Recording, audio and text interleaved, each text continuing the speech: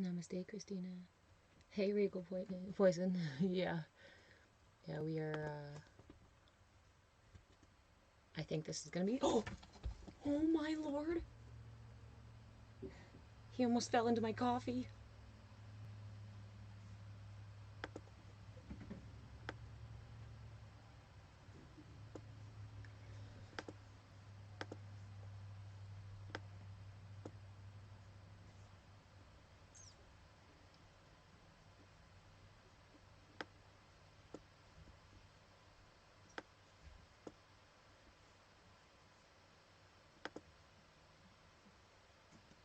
Good morning, Patriot.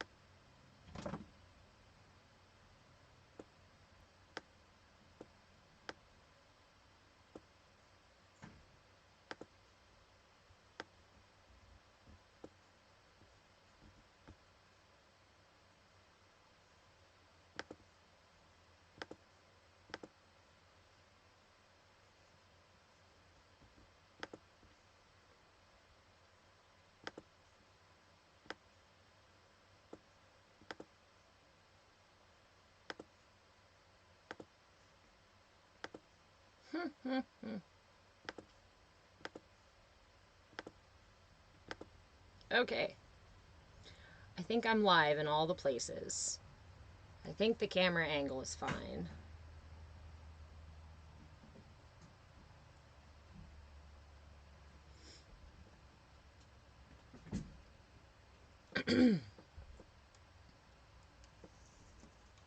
So that means this is where we're at today.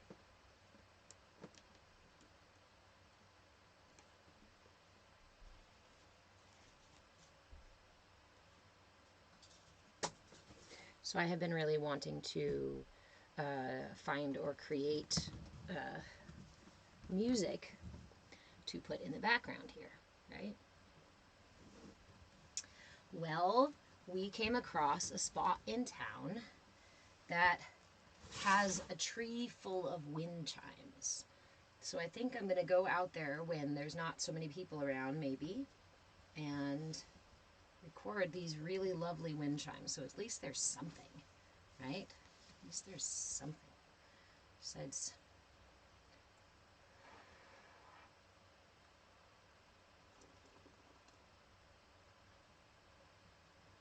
Hello, Titten. You are very adorable. Are you going to distract me the entire time? Yes? Okay.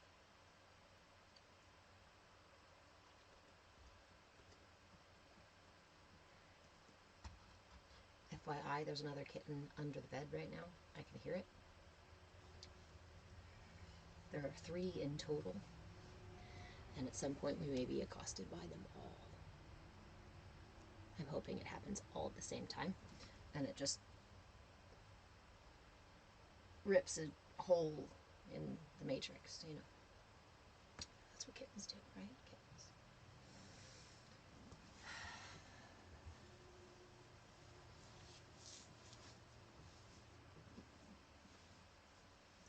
Kitten. Kitten.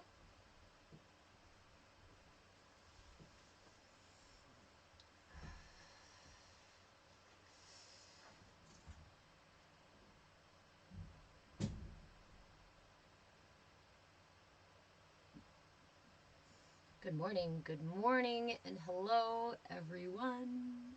Welcome. For those of you who are new here, hello. My name is Reverend Deborah. I am a movement facilitator, an interfaith minister, and your shenanigan shaman. And this is our Bhakti Bites class. Bhakti translates to devotion. Hey, Katrina, how are you? Thank you, friend. Bhakti means devotion. And I recently had someone come across one of my clips of videos, right? Just a clip from the live. And comment, I'm confused as to why you call it Bhakti. Because Bhakti Yoga is the commitment, right? The ongoing commitment, building a relationship, to devotion, devoting yourself to a personal deity, a personal representation of a deity, right? A personal relationship with the divine. And I responded, of course, that in these classes, we are looking for the divine inside. We are building a personal relationship with the divine as it exists here. Not in any other avatar, not in any other representation, but in the most personal aspect of it. I'm really grateful that question was asked, because it helped me further solidify, further distill really what the purpose is here, right? Devotion for some of us is kind of a scary word, or a difficult word, especially those of us with religious trauma and things like that in our past.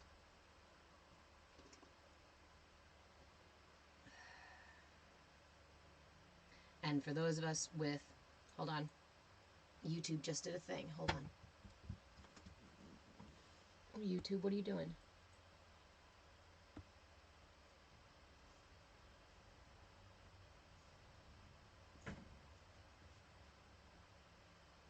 I really do. I really would benefit from a tech person.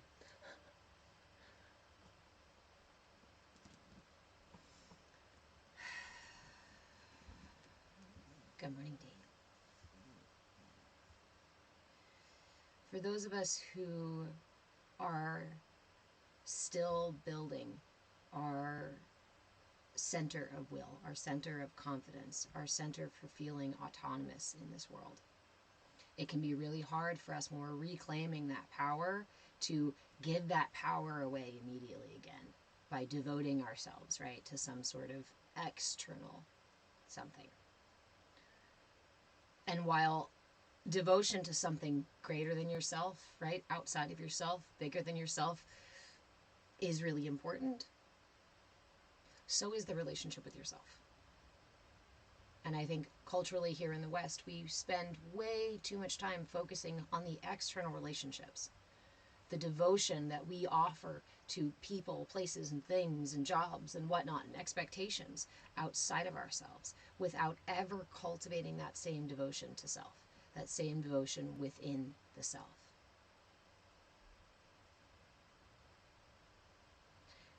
Yet everything we experience outside of ourselves is seeded from within. Everything that we experience in our lifetimes is only experienced within us.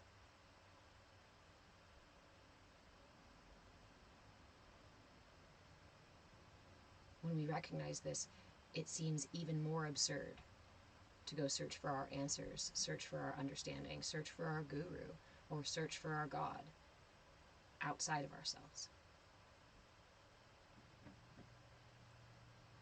So, welcome to class. Welcome to class. In this space, information is free. We recognize knowledge is power. And in this day and age, there is a fuck ton of knowledge available.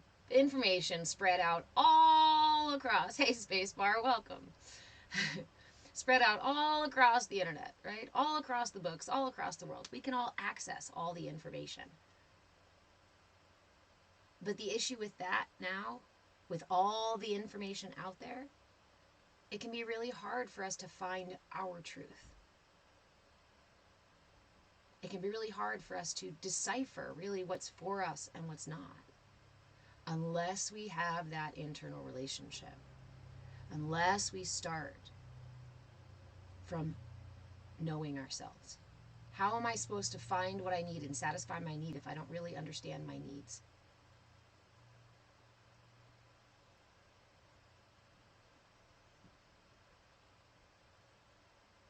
But we're told, go somewhere else, go to the doctor. Follow this exact regimen like everybody else, and your needs will all be met, because we're all just paper cutout people, right?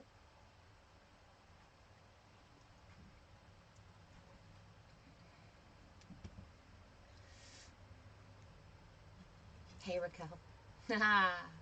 Confirmations, eh? Thank you, guys. So, in this space, I offer tools. And for the last many, many moons, we have been practicing mudras. Mudra, M-U-D-R-A. What is a mudra? There are several different types of mudras, but in this class, we mostly use hand mudras, hasta mudras. There's also lock mudras, there's breathing and posture mudras, there's tongue and eye mudras. There are all kinds of mudras, positions, right? Ways that we hold our body intentionally. So this week, I am going to butcher the name of this mudra, and I thoroughly apologize. As I have said, Sanskrit is not my first language, and I am still learning how to pronounce the words within that language. I love the language, it's really beautiful. However, my tongue is not native to it. So, this one,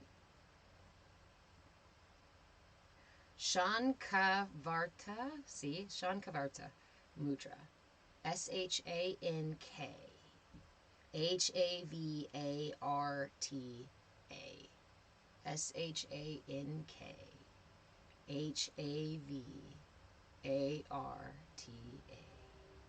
Shankhavarta. Varta. It's my R. It's my American R.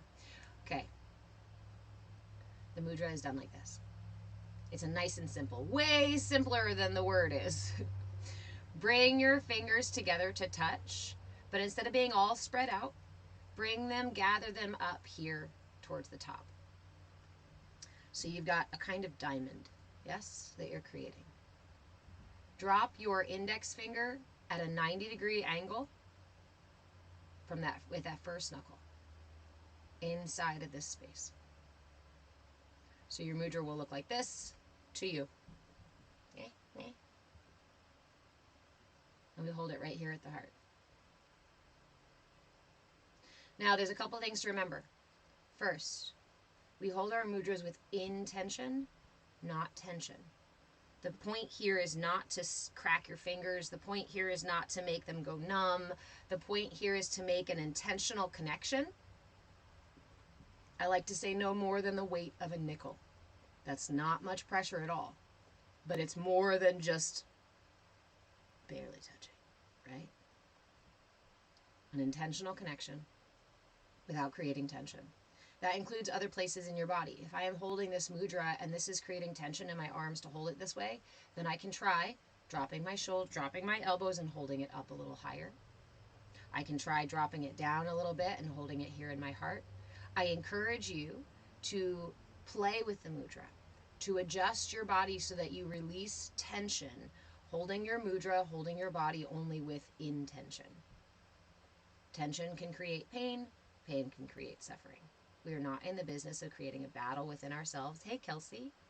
We are not in the business of making enemies of ourselves, right? So instead, we treat whatever comes up in this space with curiosity and willingness. There's this misconception about mindfulness or meditation that once you start your meditation, you don't fucking move, right? Don't think anything, don't say anything, don't move your body. But really, the foundation is learning to be present without tension. And while we're learning that, I encourage you to give yourself permission to adjust. That is how you find center, is through minor adjustments. So again, the Shankhavarta Mudra, again, I apologize. I feel so American with that pronunciation here. Dropping your index finger to a 90-degree angle, right? That first knuckle at a 90-degree angle into the mudra. And it's held here at the heart. Hey, friends. Welcome, welcome. So, releasing tension in the shoulders, releasing tension in the arms, not holding tension in the mudra, but just in tension. And then lifting through the top of your head. Almost as if there's a string attached to the top of your head. My favorite visual for meditation when I was first learning was that string at the top of my head. If I can imagine that string at the top of my head and I lift through the very top, And then I imagine that my tailbone might be reaching down into the earth at the same time that I'm getting this lift through the top of my head. Now I have elongated my spine.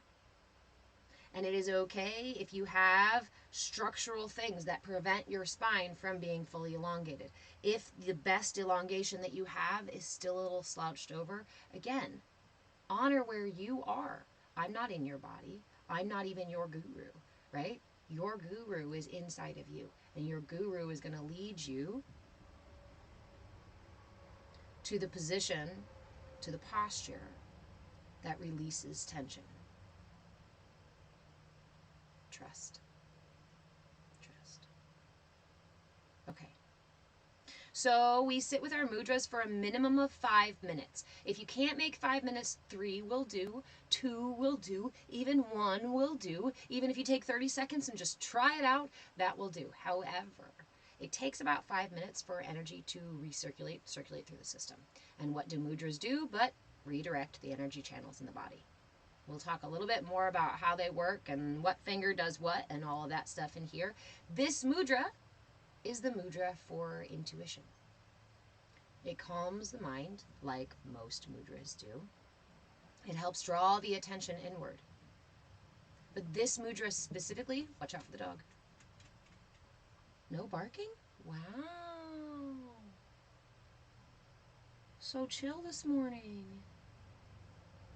Okay. All right. All right. What's that kind of day? So, calms the mind as most mudras do. It turns the attention inward.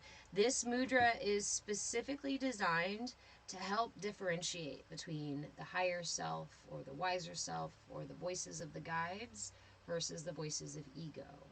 I feel like that is one of those things that as we go down our journey, that is a question that we may ask ourselves time and time and time and time and time again. Was that my brain, my ego, or was that intuition? Was that just a fear, or was that an insight?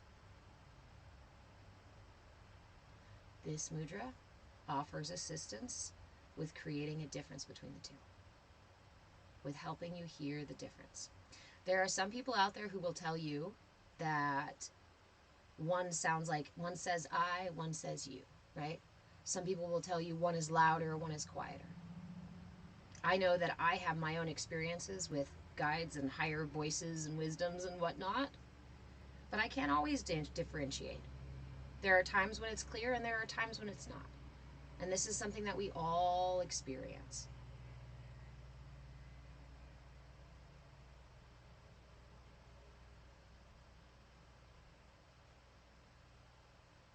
Definitely a subject I get asked about a lot, definitely hard to distinguish.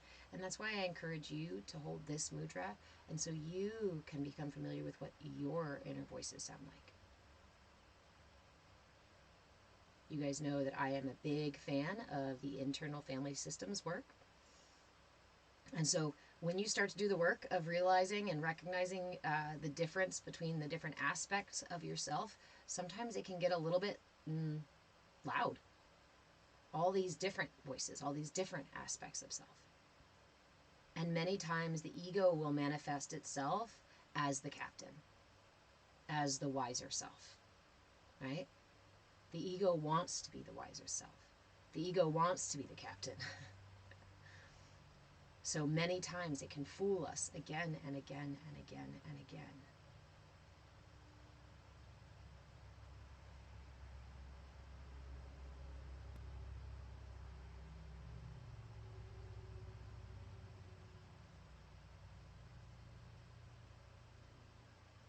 Leb, you say that you use emotionality as a sign. Intuitions and guides speak in knowing more than emotion or fear. That is definitely one way that we can differentiate between the voices, right?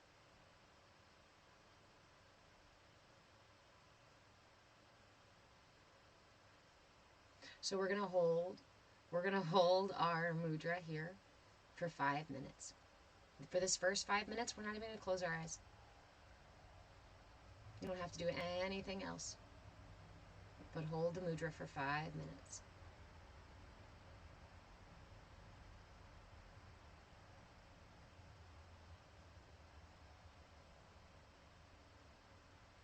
Hi, Vada. How are you, honey? I do have to go out into town. It's not grocery shopping day. Hi, Uncle Bear. Oh, this is a really good insight, too. I'm recognizing that many of my parts are really young and need my help maturing. This is what it means to reparent ourselves. It doesn't mean to take the place of our parents. It means to recognize that there are immature parts of ourselves that need to be ushered into the here and now. Recognizing that with compassion rather than judgment and shame is a really powerful thing. Having compassion for the parts of yourself that are young and immature and ultimately ignorant of the here and now. That's a powerful thing. We are often taught to fight or push or ignore or hide or chide or shame these younger, ignorant, immature parts of ourselves, when really they just haven't grown up. And would you go to a child and chide them for not being more mature as mature as you? In our arrogance, we might. But to build a loving relationship with the self is to recognize that the self deserves your compassion. And every aspect of the self has a value.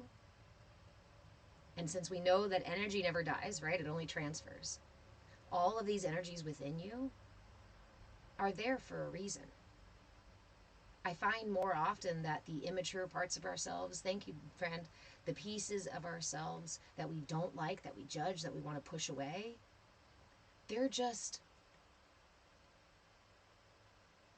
doing the wrong job usually, right? Or aren't quite informed enough to know how to use that energy. So our responsibility as the captains of our ship, right, once we figure out how to do that, is to redirect that energy. If my energy is being used on defensive tactics,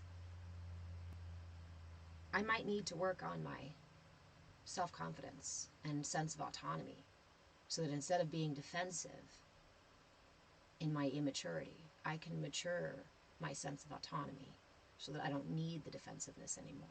I don't need to weaponize my imbalance. Uncle Bear says, I feel so many of my parts, if not all, are trying to protect me in some way. Hi, friend. We talk often about this piece in here, about the fact that our systems are designed to protect us, and there are so many things that go into that. When we are children, we are unconscious. Literally, the function of the brain does not reach full consciousness until the age of 7 or 8. And during that time, most of what happens within our system, what gets created within our system, happens unconsciously and happens to protect us. What are those first several years about?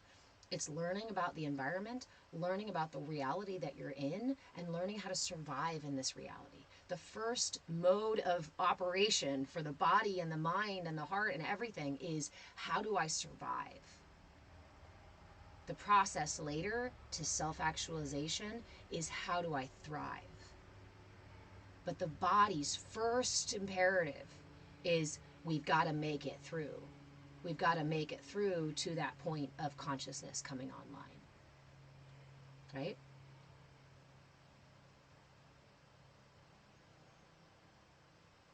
Uncle Bear doing the wrong job. Brilliant. Yes.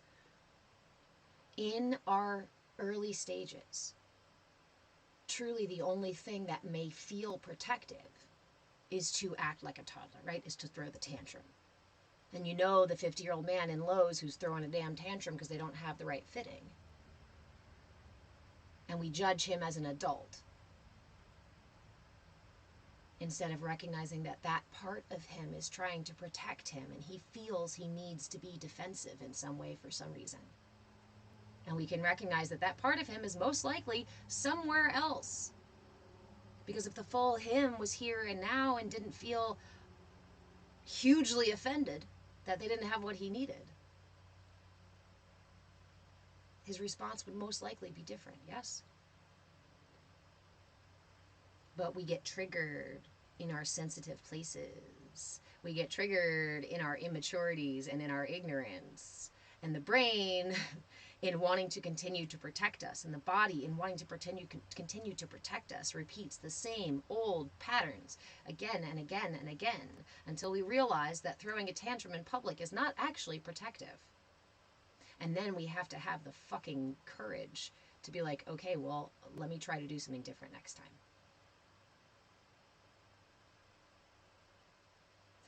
That can feel really difficult. Than making a different choice next time, right? Someone just a moment said ushering is hard. Shifting those energy patterns feels difficult, yes. Especially at first. But it's like riding a bike.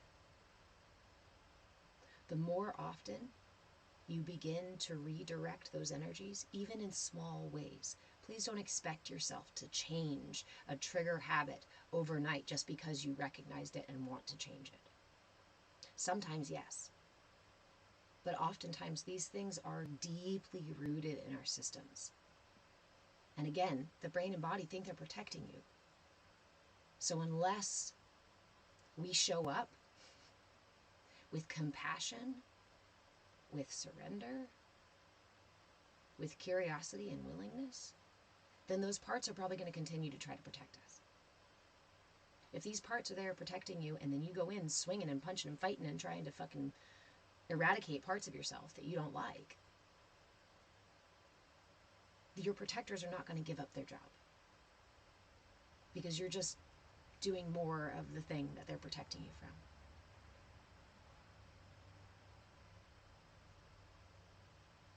D, your youngest age 2 to 7.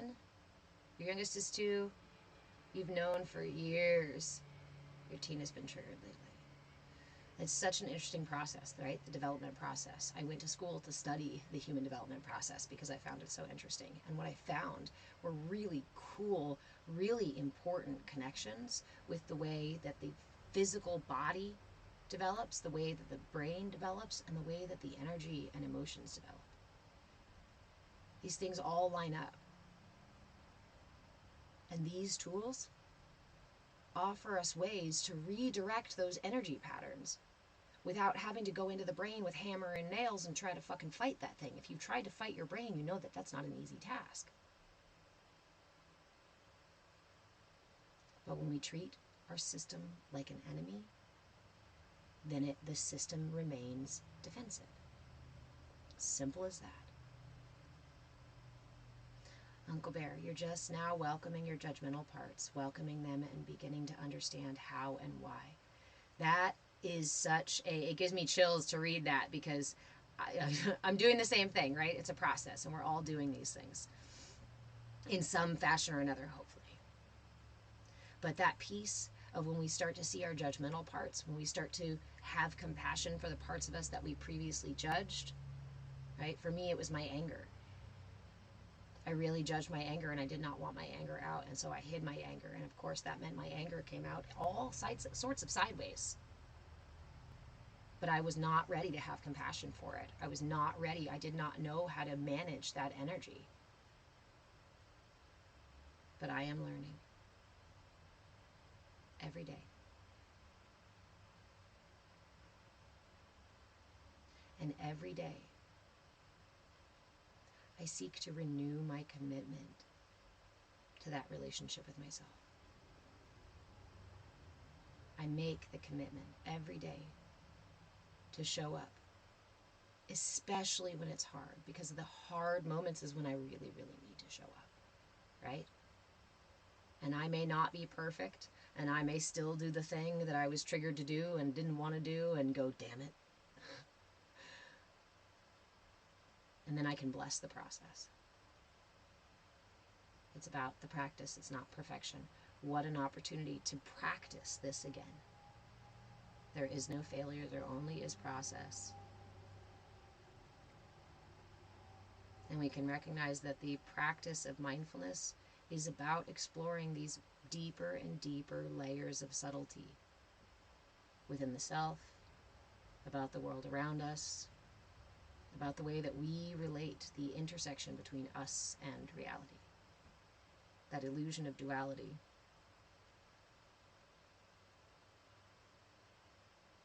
What a fantastic opportunity to discover, to rediscover the self, other, God, reality, truth, whatever your truth may be. We have been holding this mudra for well over 5-10 minutes at this point.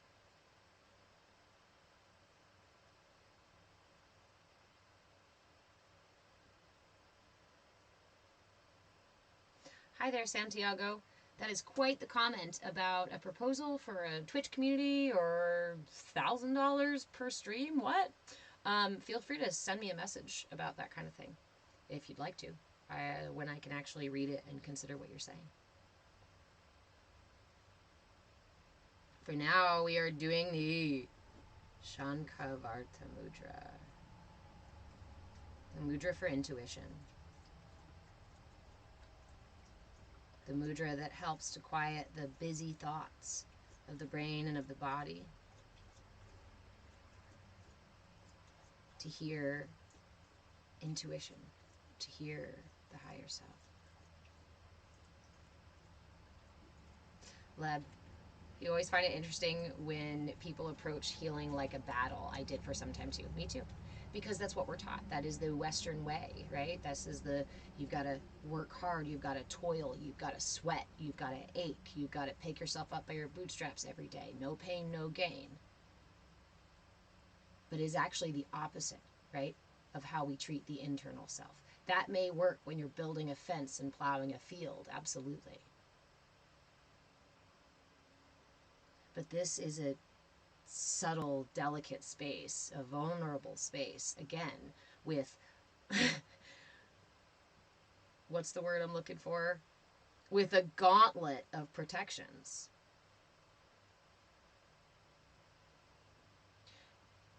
Your body is your ally. Your brain is your buddy. Your body is your buddy. My body is my buddy. There was a song recently somebody made about that. My body is my buddy. Those racing thoughts are not out to get you. They're releasing pressure. They're trying to move the energy that's stuck in you on your own, on its own. Thank you, body. Thank you, brain, for releasing energy without me even needing to do anything about it.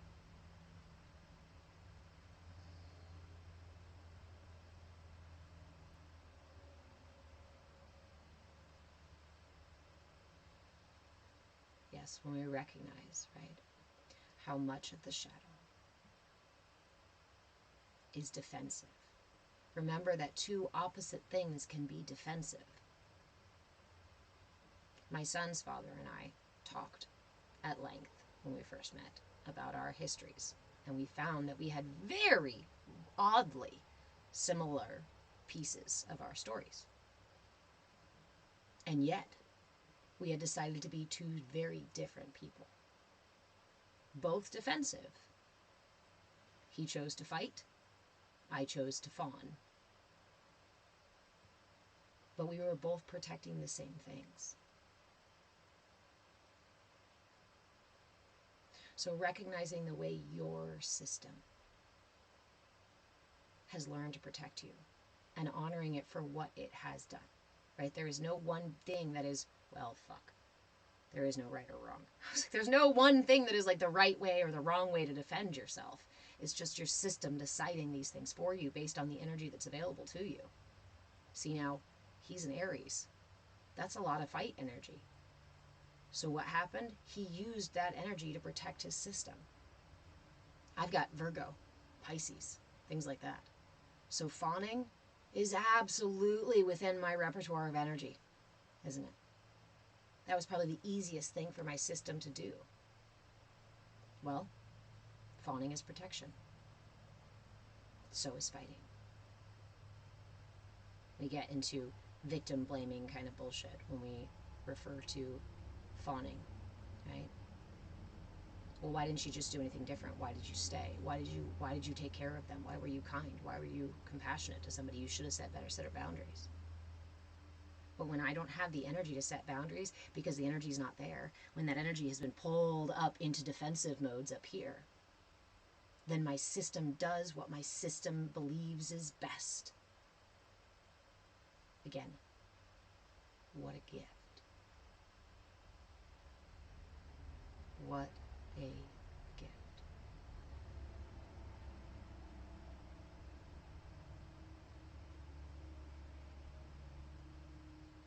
D, can I expound on how racing thoughts move energy, please? Yes, absolutely. I'm going to have some coffee. How's your head, if you've been sitting with me for a while holding that mudra?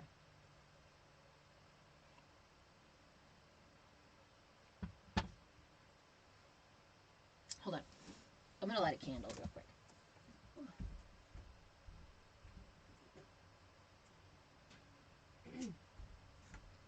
Would you light my candle?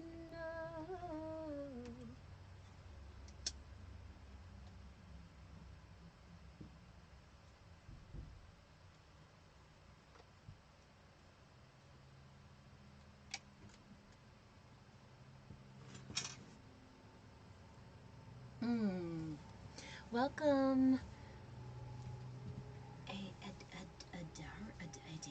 Adara? Official? Ada. Oh, how do you say that? How do you say that? Hi, kitten mommy. Hello. What do you need, mommy girl?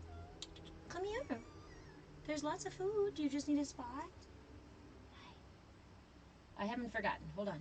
Yes, kitten. Yes, kittens. Okay. All right, mommy, look, there's some sunshine right there. You come here. Oh, was mama trying to get away from you? We gonna nurse? You harassing her? There you go. All right. Kittens are settled. Adara. Thank you, friend. Adara. I like to try to get the names right. Those kittens are chasing her. Hi, babies. Okay. Hold on. Kitten distraction. Okay. How do racing thoughts release energy? So, this is a finite system, right? Uncle Bear, have a great day. This is a finite system. Everything that my system does has a beginning, middle, and an end. My breath, inhale and exhale. My food, I inhale, digest, and release, right? I sleep and I wake. There are many, many processes that go through these cycles, finite cycles in my body. My body itself has a finite cycle from birth to death. Therefore, everything within and of this system should ultimately have a beginning, middle, and an end. Our emotions are the same way, just like our thoughts are the same way. They rise and they fall.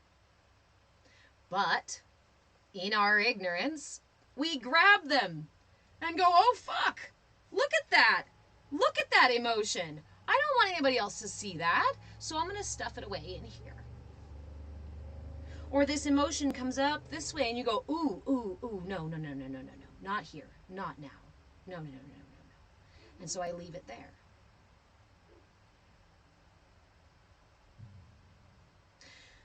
We store within our system the energy of things that are intended to be released. What happens when we have finite, perishable things in a finite system? If we store them there there's no refrigeration, there ain't no preservatives in here. My body might try to create some, right? I'm using a metaphor here. I'm joking. Because ultimately these things start to fester. Because ultimately these things rot. And the longer we try to hold them in our system, the more the pressure builds. Do you know this feeling? The more you hold something in, the more it tries to get out. Why? Because it's finite. You don't take an inhale and then hold your breath and go, oh my God, was that the right emotion? Was that the right breath to have at the right time? Is somebody going to judge me for the breath that I just took? Am I getting enough oxygen in that breath? Should I hold it a little longer? Have I been holding it too long? Never mind. Let me just hide the inhale entirely and let me just inhale again to pretend that I didn't do it in the first place. Maybe I'm doing it right. Maybe I'm doing it wrong. It would be absurd. In fact, we'd die. Right? If I held my breath and thought as hard and made as many stories about it as we do about our emotions, as I do about my emotions, I'd fucking pass out. But our emotions are just as finite as the breath. They are intended to inhale and exhale. So what happens when they're stored in there? What happens to that pressure? Where does that pressure go? It comes out as uncontrollable speech. It comes out as racing thoughts. It comes out as knee-jerk responses. It comes out as feeling like we can't control our systems. Because that is a lot of fucking energy. And ultimately, we have not built the tools, most of us have not worked on the skills to manage that energy. And so what do? We go, shh, no! Shh, no, stay. And we keep trying to put it back in. And we keep trying to redigest the same old fucking story. It's rotted. It's moldy. It smells like shit. Your system doesn't want it. That is why your system is harassing you about it. As a request to let it the fuck go. As an opportunity to let it go. To let it release. I call them, emotional fucking gas. Emotional belches. Emotional energetic farts. Like, the system is trying to let it go. What happens to your system when you digest something that is not really good for your system or creates too much pressure in your system? It comes out both fucking ends. That pressure will come out. When your system is toxified and there's things in it that it's not supposed to be in there, it comes out through your sweat, through your urine, your system gets rid of things that are not good for your system, that your system doesn't need. Your emotions are the same. And when you sit in meditation, and when you go to fall asleep, when you engage the brain and the body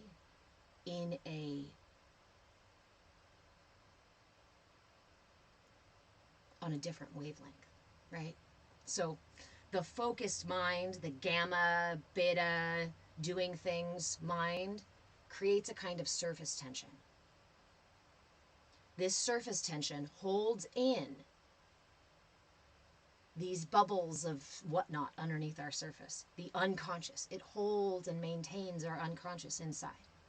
When we go into meditation or we start to fall asleep or we do things like that and we slow down those brain waves and get to the theta brainwave state, that surface tension begins to, right? There's not as much surface tension. And this is when those racing thoughts, those memories come up.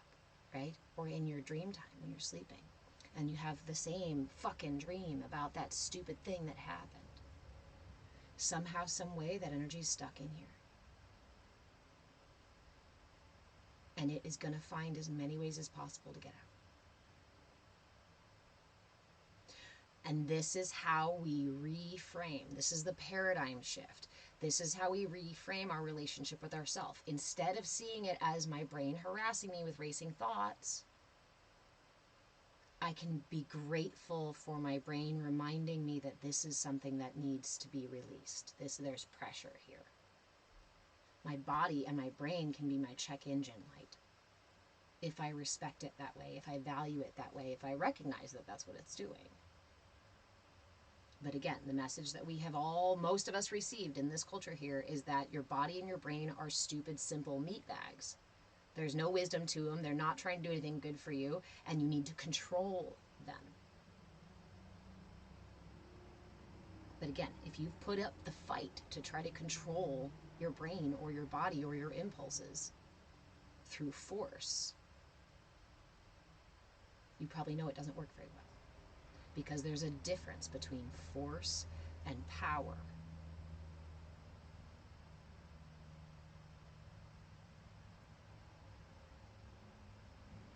if I'm going to cultivate power, I need to learn when not to use force.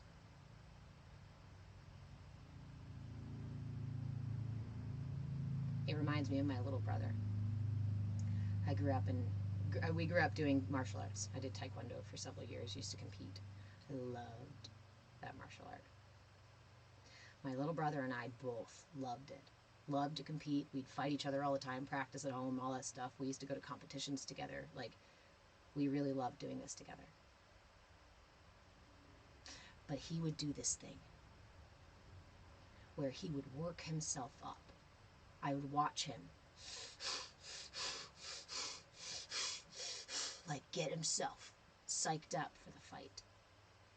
And he would go in, he's 4 years younger than me, and he would go in with like windmill fucking arms swinging. He'd come in blazing.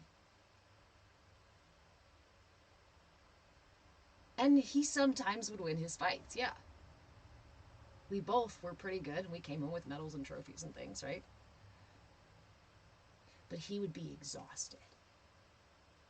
His body was exhausted. I remember him being bruised. I remember him being like, oh. All of that force equated still to about the same amount of power that I had without having to do the same force. And when we go inside of ourselves. Thank you, Claybeard. Thank you for letting me know. I think this might be part of the problem. Hold on.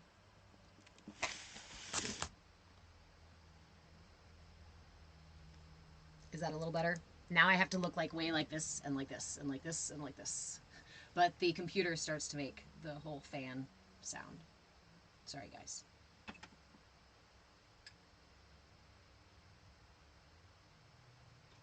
Hey, Ben.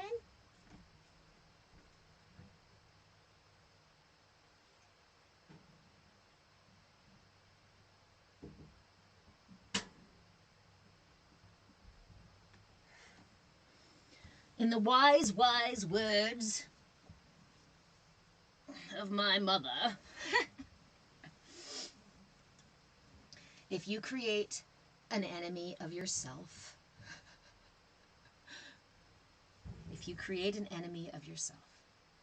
that is a battle you will fight every single day, which will become the war you wage your entire life long. And then she said, is that how you want to live? Is that how you want to live? Well, no, of course not. I don't want to live with an army, right? I don't live with a battle inside of myself. Of course I don't want to have an enemy of myself. But the narrative that we are all taught, that we are given, feeds right into creating a battle, creating an enemy, creating opposition, creating an us versus them, me versus that. Or worse, complete and total ignorance of all the layers of self and just some kind of monotone representation of this is my meat bag, my heart is the muscle that pumps blood through my body, my brain only knows what I have learned in school, and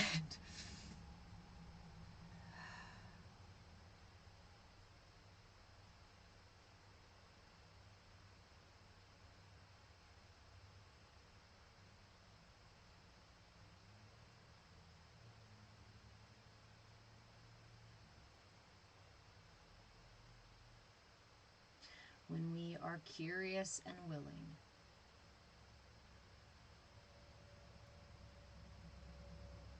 there is an infinite cosmos available to us, for us to explore within. If we are not willing to be curious, then we will simply not have the opportunity to explore those cosmos.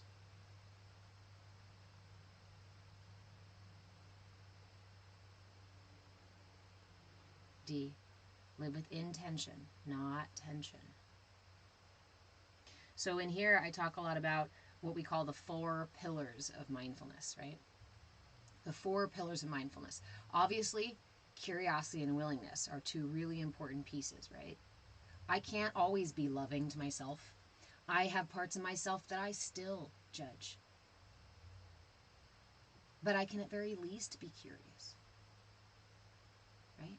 I can at the very least be curious, and I can be willing to look at it. I can be willing to put down judgment even for a few moments and be curious.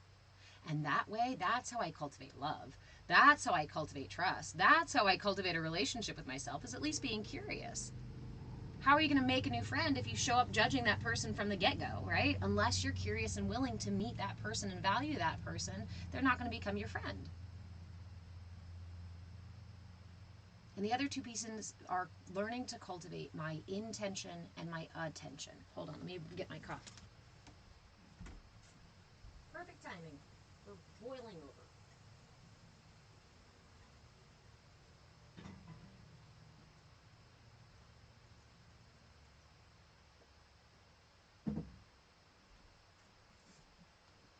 What is my intention?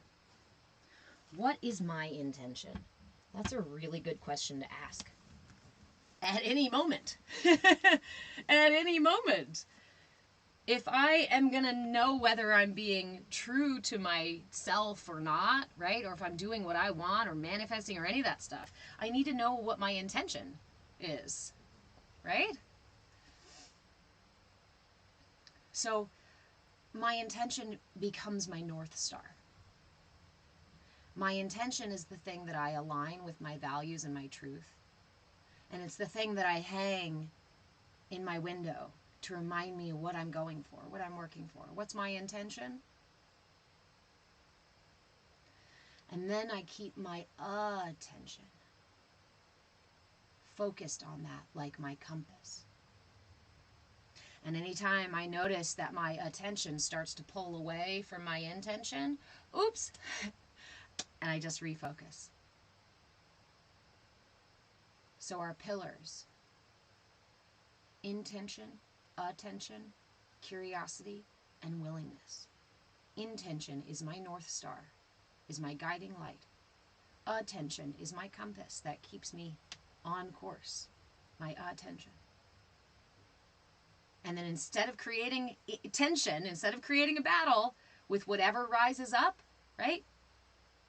I meet it with curiosity and willingness, so I have the opportunity to learn from it.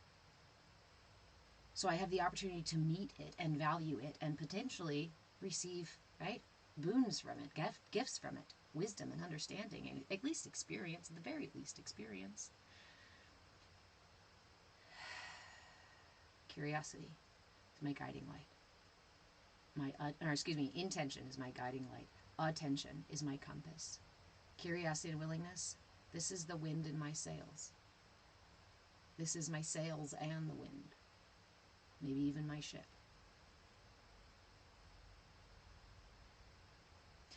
With these 4 pieces, an expansive inner cosmos opens up. And what does that look like? If I am sitting in meditation and my intention is to experience this mudra, right? So this mudra here, the Shankhavarta Mudra, I apologize for my poor pronunciation of the word, the mudra for intuition. Bring all your fingers together. Touch all the tips of your fingers together with intention, not tension. Intention, not tension. So that is an intentional connection I make here, yes? Not pressing. I gather my fingers up so they are close together at the top, and I open my thumb to create this little kind of diamond shape here. And then I drop my index finger to a 90-degree angle at that first knuckle, and this is the Shankhavarta Mudra. The mudra for intuition. I place it here at my heart. And 5 minutes is about the time it takes for energy to redirect through, to recirculate through my system. So I'm going to set the intention to sit for 5 minutes. Let's practice this together. Go ahead and grab your mudra. Bring all the tips of your fingers together, turning your Bringing your index in on your right hand at a 90-degree angle. 4 pillars of mindfulness. Of mindfulness, my friend. So we've got your mudra. Let's practice cultivating our attention on our intention. Focusing our attention on our intention. And whatever comes up within you, I invite you to meet with curiosity and willingness. Okay? So that can be your thoughts. If your thoughts come up in the middle of meditation, be curious. Be willing to watch them rise and fall with the rhythm of your breath. Not attached to them, not chase them down rabbit holes. And anytime you notice that your attention has been pulled away by something, you gently bring it back and refocus like a compass. Without judgment, without shame, without guilt, without some fucking story, without bitching at yourself, just go, oops. I'm just learning to use my compass. So, grab your mudra. Go ahead and close your eyes. And let's begin by taking 3 deep breaths to fully arrive for our practice. Inhale through the nose, pulling the breath through the lungs and all the way into the belly. And sigh it out. Inhale again, expanding the rib cage in all directions, front, sides, and back. Really big, deep breath. And let it go. Feel the tension starting to melt from your body and mind. Inhale once more, lifting the heart and elongating the spine by lifting through the top of the head. Exhale to melt your shoulder blades down your back and gently tuck your chin, bringing in tension to your posture. Check in with your mudra. Make sure there's not tension. Sometimes we can cultivate tension by accident when our mudra, so go ahead and release any tension that's generated there. And seal the lips, allowing the breath to find a comfortable, steady rhythm of inhales and exhales for just a moment. We're only going to follow the breath. Follow the inhale. Follow the sound, follow the sensation. Inhale all the way to the top and then exhale all the way to the bottom. Anytime your mind or your body let a fart out or a belch out, again, just refocus, listening, focusing on the breath. Nothing more, nothing less than the breath in this moment.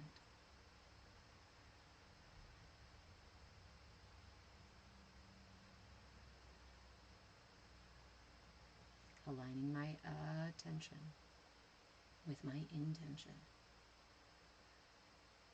Follow the breath.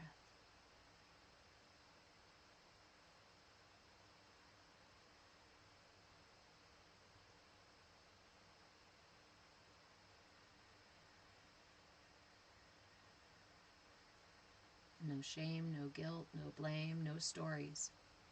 Just the practice. My intention is to follow my breath, and I keep my attention on that, and I bring my attention back anytime I need to.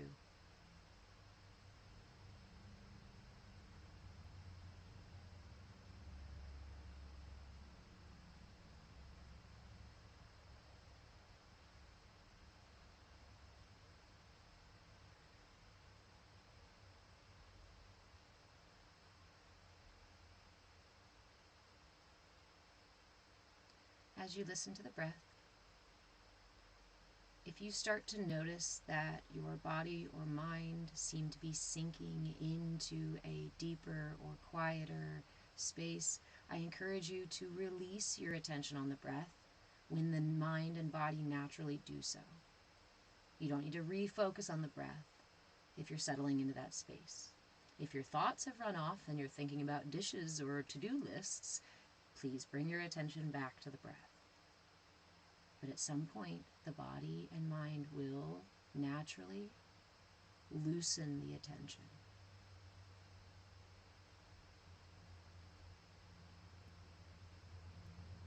No story, no shame, no guilt, no nothing, just the breath.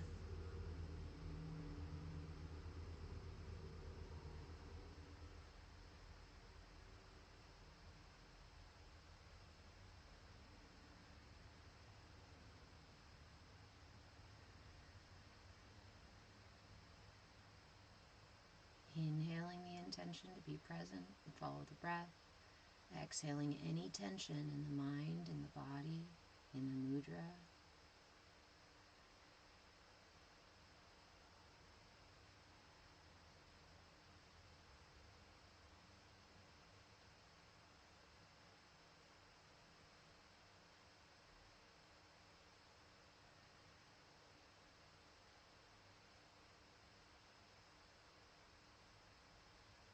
Go ahead and take a big, deep breath in and hold the breath at the top.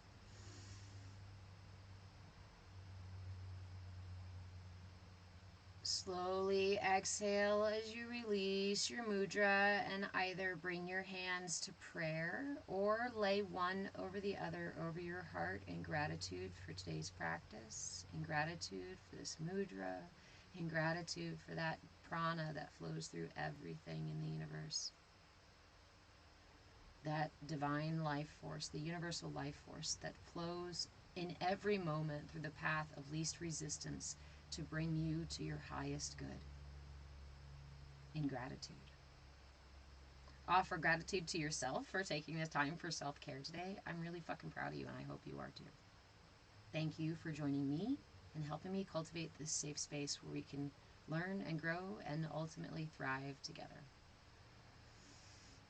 When you're ready to come out of your meditation, please do so slowly. Offer yourself wiggles, offer yourself stretches. If it's bright where you are, you can rub your palms and cup them over your eyes and flutter your eyes open underneath.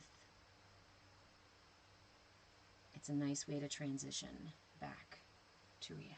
Oop, there goes rabbit. Oop. Audio glitching again. Dang it. I'm sorry, guys.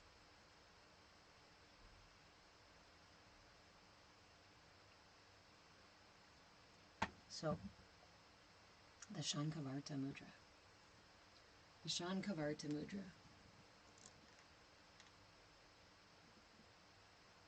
Hello, aw 88888. Interesting. May I inquire as to how you know about my needs, my personal needs?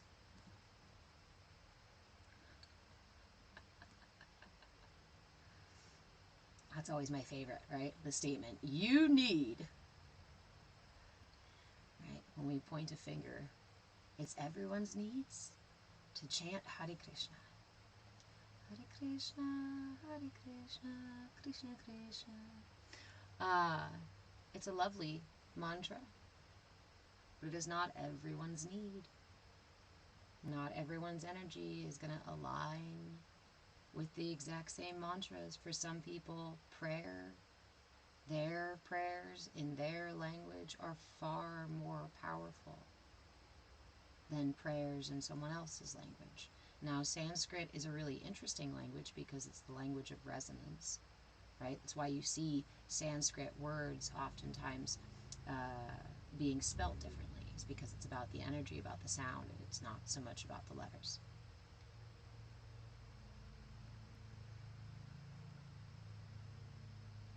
In that way, it is a powerful language. But to believe that someone else's prayer falls short because it does not fall in line with a single dogma is from a place of arrogance and ignorance. Christina, you couldn't wait. I have been on the fence. Again, you guys know I'm turning 40 here in like 2 weeks or something. And I was considering giving my head a complete and total buzz, right? For the 40th, for a new decade. Leb, I would agree with you there, right? Like, there aren't many things that everyone needs. Breathing is pretty high up there, and I don't know if there's a person, right, who doesn't need to breathe. But let me tell you a story. When I was living in the Netherlands, I met this Dutch man who, very much Leo, beautiful head of hair. He was well into his 50s, but looked like he was at least in his late 30s, right? He was like a beautiful man. He was a beautiful specimen. Godfried is his name. And I feel like I should reach out to Godfried now and tell him how much these stories have affected me, because I've told these stories so many times. He would tell me, girl, You want to be as beautiful as me. Right? My accent is not great, he'd say. He'd say, you want to be as beautiful as me, as handsome as me. You want to look this good when you get into your older years, right? That was always he'd say to me. You want to look this good. You want to be this beautiful. You want to be this handsome. He says, he said, breathe as little as possible. And when he first said it, I thought he was being a smart ass. Right? I thought he was telling me to shut up. I thought he was telling me not to talk, right? And I like looked at him, I gave him some nasty look, and he's like, no, no. And he's like, serious. Breathe as little as possible. And we talked about the science of what happens in the body when you breathe, and the fact that there is a cell destroying process that happens in your body when you breathe.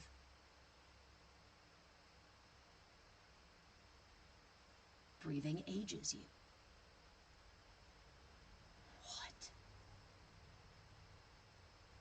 He was also a fucking talker, though, so I don't know if it's true or not. But I always found it really hilarious. Isn't that interesting? Nice, Christina. I can't wait. Did you do it? Do you have a video of it? Or not a video, or a picture or something, so I can see your amazing buzz cut? So what does everyone need? Does everyone need the Bhagavad Gita? Does everyone need the Bible? Love, light, and peace, right? I'm okay with aging then. Yeah, yeah.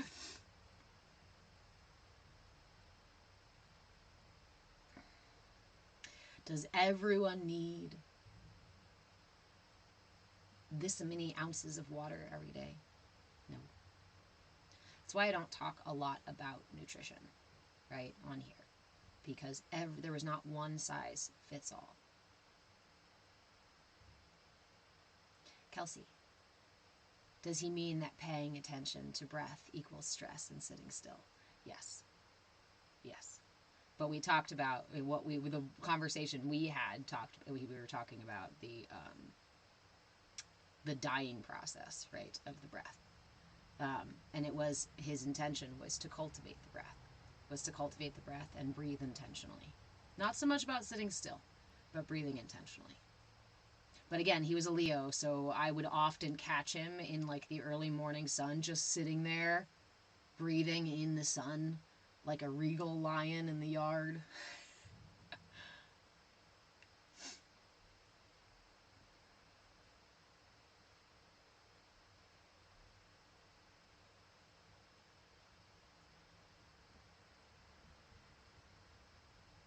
So not breathing means you're too busy being alive to worry about breathing. Not breathing means we're not conscious of the processing that's going on in our body. And a lot of times, many of us breathe up here. And Kelsey, I'm a Leo. Oh man. Then you know what I saw. You know how he conveyed this to me. Huh?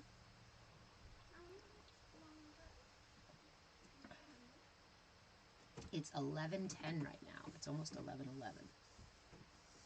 So usually like another 2 hours. Okay. Oh, okay. And Mom, I found how to get YouTube Kids on my phone. Yeah. Okay. And you don't have to log into I didn't give you YouTube Kids permission. I gave you documentary permission. No. Then let's not be... checking out my profile. I didn't... No. I'm going to have to come adult. I'm going to have to come parent you. Do you need me to come parent you? No. Then go watch a documentary and stop checking your YouTube profile. I'm not. I didn't. You just said... I said I was just checking my account on Google Chrome. You said you were checking your profile. Yeah. You meant the Google Chrome profile? Yeah. Okay. So I can check out schools. And I figured out how to do it while watching the documentary. Well, quit messing with the computer while you're watching a documentary. You're supposed to be watching the documentary, not poking at the computer. I expect a full report on the documentary afterwards. Okay? Well, it's 2 documentaries. Okay, well, I expect full reports. What's the subject for today? Recap. Big cats? Yeah, so first I did Sweet. mountain lions, Mountain lions. then snow leopards. Ooh. Okay. I'm going to learn about big cats later. Leb? Oh no, was there a look? I forget. I switch into mom mode, right? As soon as the head turns this way, I'm in mom mode, and I forget that you guys are privy to like mom faces and eyeballs and things like that that are for the sun. Valda, you always catch yourself holding your breath. I'm 55, but you look much younger. So I, in long standing fight or flight, also similarly hold my breath or breathe very, very shallow. Now, I am not here to say that we should stop breathing, but in the oh, the look back at you guys. Oh, right, when he said he did the thing and then said I didn't say that. Yeah. Love you too. Bye. He is a master gaslighter. I think 8-year-olds really like the way that they manipulate information where it's like you said this just now and then just flat out go I didn't say that. It makes me do that. You literally just use those words. Yeah, but I meant, and then they'll tell you a totally different meaning than what the words mean that they actually used, right? Holy fuck. Kelsey, I take so many deep breaths and sighs so much throughout the day. It's my way of releasing the icks. So it's the way we release energy from our body. It's breath does that too. It relieves stress. When we're sitting in meditation, right? Like we were doing a little bit ago. When we're sitting in meditation and we're focusing on the breath, one thing that you'll notice as you focus on that breath and as your breath, what were we talking about during the meditation, right? Focusing on the breath, resting the attention on the breath as it rises and falls. And there's a space at which the system starts to loosen the attention, right? It's not so focused. You're not so like trying to focus on the breath, but also it's not going somewhere else. And this is kind of what we're looking for in that space of meditation.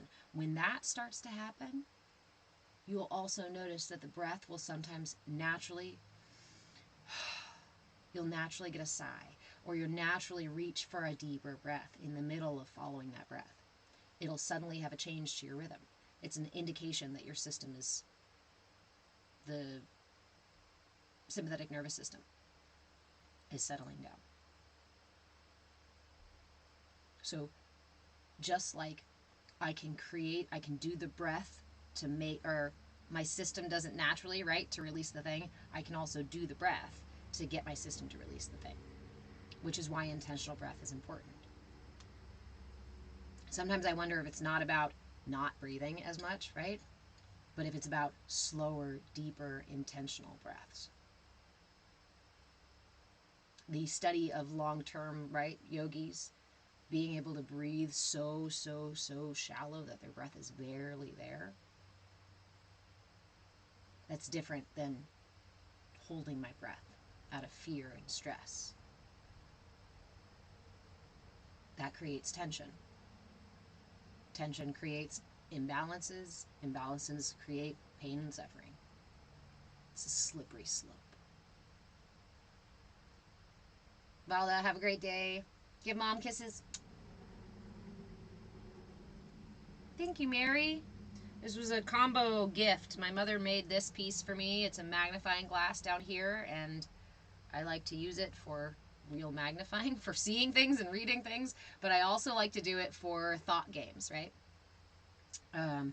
Like manifestation games, like seeing my reality differently games. Shenanigans.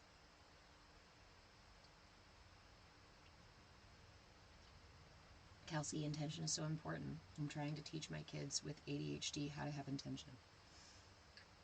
Intention and attention. Intention and attention. I have, several years ago actually, changed my words a little bit with the word intention. I used to say that I make plans, right? I make a plan to do this, I'm going to do this, I'm going to do that. And I started saying that I have the intention to do this or do that. Because if I can cultivate the attention to accomplish my intention, then that's all great and good. But I don't always have the attention to complete my intention. And if I made a plan, then plans fall through, then plans don't happen, then plans get canceled. My intention can't get canceled. My intention doesn't fall through. My intention can still exist whether or not I have the attention to accomplish it. And I think when we are dealing with neurospiciness, it's really important to give yourself that permission. A friend of mine says that she only has so many spoons for the day. And I really like looking at it like that. I really love this concept of this is the amount of energy, attention, right, that I have available today.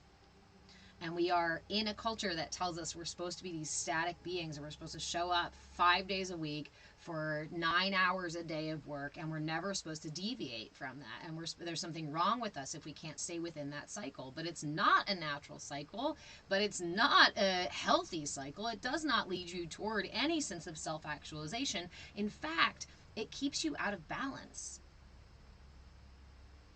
It keeps you out of balance with your own cycles. All of us have our own cycles. I'm not talking just about a female monthly cycle. I mean, everyone. Your systems are finite. They go through constant cycles. Macro cycles, right, of your entire lifetime or maybe several lifetimes. And micro cycles of the very minute by minute shifts in your body. For those of you who are new here, hello, my name is Reverend Deborah. I'm an interfaith minister, a movement facilitator, and your shenanigan shaman. And pretty much everything I do is built on the foundation of understanding the human as an energy body. I was gifted my family's lineage of energy work when I was 7 because I was already working with it. I have done Reiki certification, Usui lineage, and things like that since. But everything I do comes from this foundational understanding that we are ultimately matter vibrating at a particular frequency.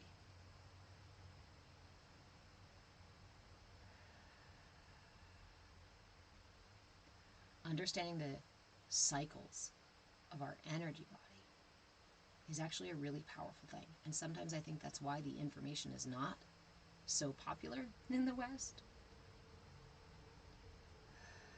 It's not conducive to late stage capitalism. It's not conducive to you being a good employee. A static human robot thing that shows up when someone else expects you to every time reliably, ignores your own needs.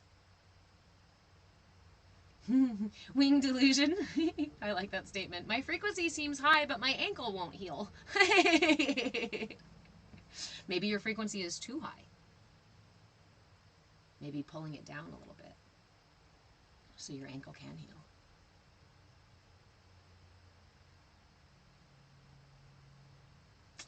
Leb, I've made you said you've made reference to human design subjects in the past. Have you looked into that much? You're welcome, Wing Delusion. I only know a little bit. I am not an expert in human design. I do appreciate what I understand about it and what I know about it, what I've read and what people have told me and getting readings and stuff like that. So I'm like dabbling a little bit. And I definitely like what and feel aligned with what those reading things were for me, right? But I understand astrology far more than human design yet, because it brings a bunch of modalities together, as far as I understand. Just another lens. Just another lens. It talks about energy cycles and the different ways people go through them. Yeah, and so does astrology, right? And so does numerology. And so does numerology talks about several blocks of life cycles that we often go through, right? We have daily cycles. We have weekly and monthly cycles. We have years cycles. And we have several bigger things that happen within our lifetime. And when we're born when we're born in this particular day, in this particular place, at this particular time, there was a particular energy that is available to us. So when we look at our systems and say, oh, no wonder, right, me and my son's dad dealt with very similar trauma in two very different ways. We have very different energies available to us based on when and where we were born and the culture we received, as well as the energy received from the planet and the planets itself. The planets and the planet itself. Hey Wyatt, how are you? And the use of the I Ching as well. The I Ching is one I have not really explored. These are all different lenses.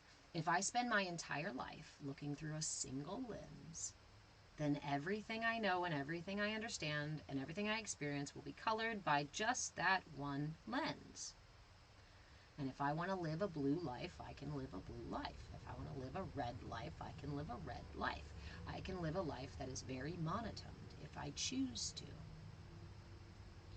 But what I found through looking through all the different, not all the different lenses, right? Because I haven't studied the I Ching, and I haven't studied every single lens ever created in creation, but I've looked through a lot of them. And what I find, right? Let's use that analogy. Let's use the analogy of the prism. When light goes through the prism, what happens? You have white light, right? Sunlight, whatever it is, comes in through the prism. And it becomes fractured into all the different aspects of that light, right? All those colors are part of the light that went through the prism in the first place. So if I want to live on that one spectrum of color my entire life, I can stay right there. But I will never see that pure light. I will never see the light that that color comes from unless I look through other lenses too. Kelsey, you'd love to talk more about homeschooling with low versus high spoon days? Yes, please. We are right now in the middle of restructuring our schedule and working out our homeschool for this season. So I would love to. It's a perfect timing to throw ideas back and forth.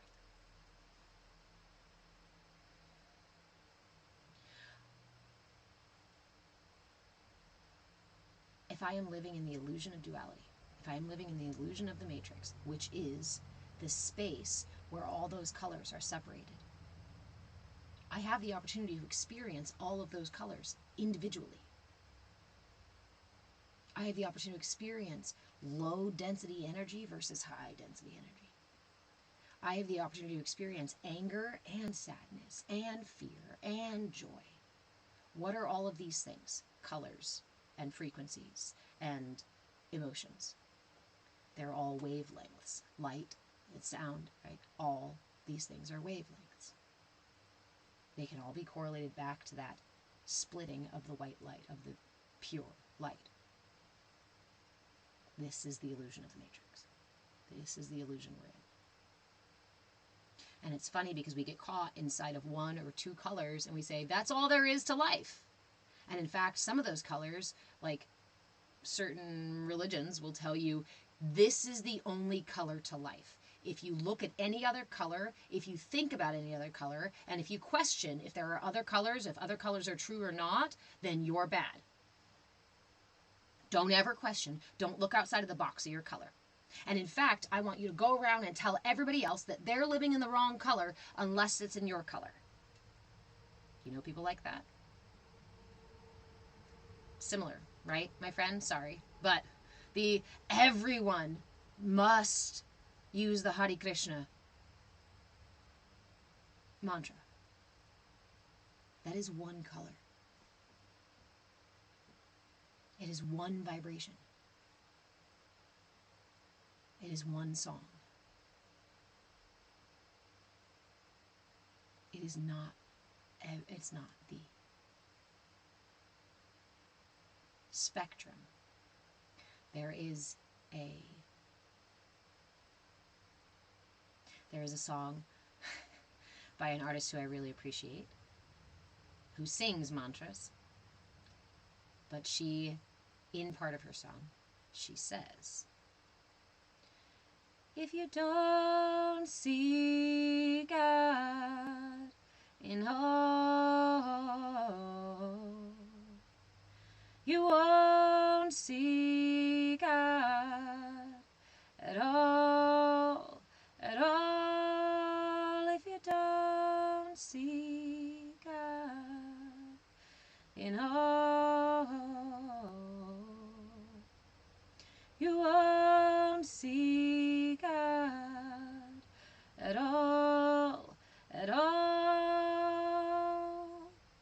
And this is the concept of us believing that there is a better or a worse or a I am more than you, or I am more divine than you, or you are more right than me, or you are more righteous than me, or he and she are the special 144. We are many different colors, but it takes every color for that light to exist. That light would not exist without every color on the spectrum.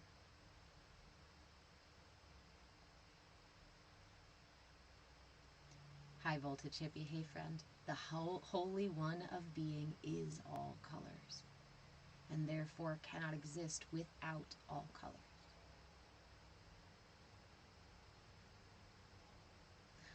Saying that statement, I have had comments and things, right? People offended by saying that, no, you can't say that. You can't say that I don't see God at all if I don't approve of everything. And again, it's not my, it's a quote, but it's an analogy, it's a metaphor for the understanding of what God, that higher power, that Brahman, that source prana, that ocean that we all exist inside of, and the intimate interconnectedness. It's not even interconnectedness. It's the it's the light with all the colors. It's like looking in the mirror and backwards inside out. Like it's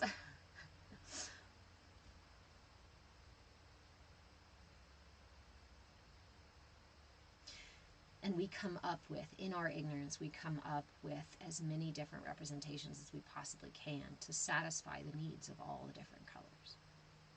None of them are wrong. None of them are not true, because they are all just different aspects of what exists. If I'm going to see light, pure light, I have to be able to see through all of these different lenses. I have to be willing to see the entire spectrum and not deny any piece of that spectrum.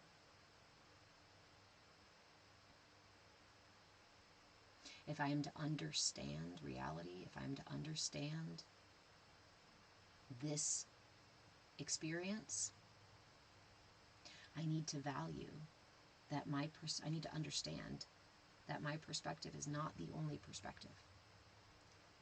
This prism now being humanity, and my perspective being this little facet right here. This is where I live. This is how I see the world. And your little facet may be over here, it may be over here, or it may be completely on the other side of the prism. And for all intents and purposes, you and I have literally opposing views.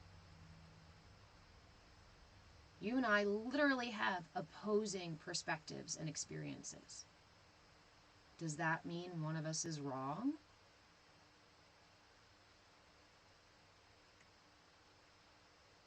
It's big stuff. It's big work. When our brains are so used to making the judgments and making the us versus them and engaging in the duality and engaging in the divisiveness, especially in a culture that breeds that divisiveness. Not unity. Not understanding.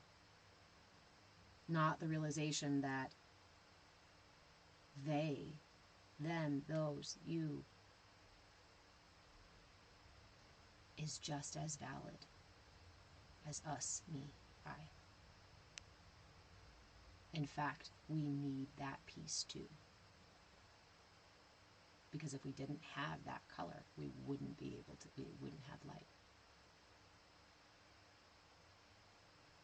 I feel like this is a really important thing for us to feel, for us to consider, for us to hold space for in the world as it is today. It's not easy. I'm not saying it's easy.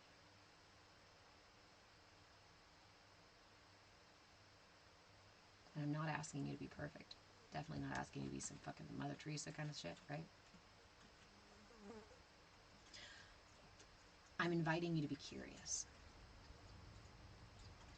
Because when I'm curious and willing, I give myself the opportunity to learn something new, to meet something new, to see a different perspective that I would have never been able to see without that person and without that curiosity and willingness.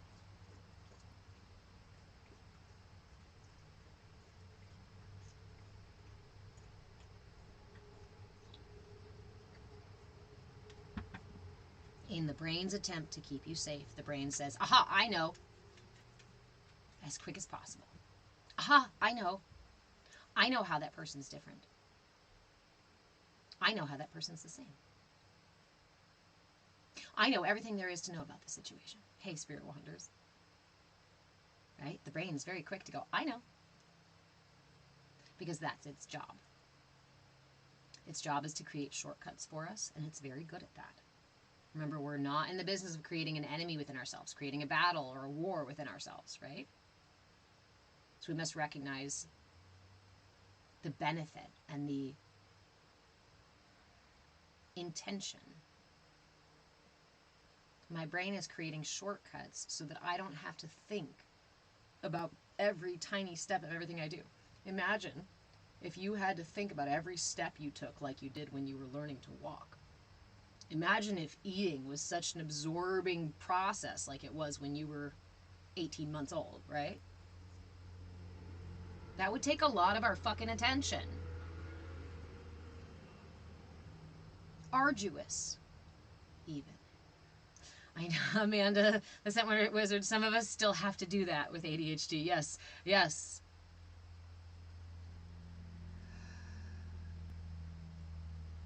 The brain makes shortcuts for us, or doesn't, depending on our structure, our personal brain structure, right? But not all those shortcuts are mature. Not all those shortcuts are well informed. Some of those shortcuts are downright messy.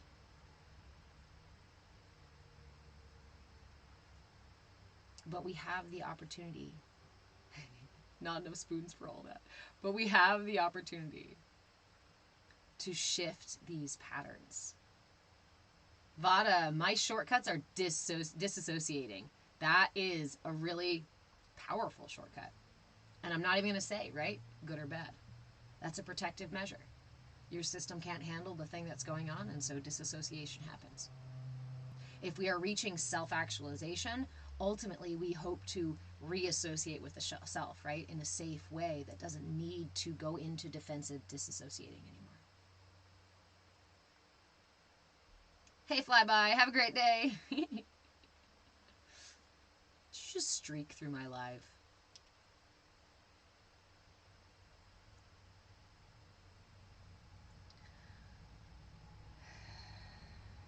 If I treat the brain as my ally, and I realized that it did the best it could with the tools that it had when it developed these shortcuts, which pretty much most of them happen before you're even 8 years old, then I'm not going to create a battle in here. I'm not going to go in here yelling and bitching at myself. I'm going to go in here grateful with an open heart and say, wow, damn, you've been working really hard for me for fucking almost 40 years. You know what? Thank you. Thank you for keeping me safe. Thank you for doing your best.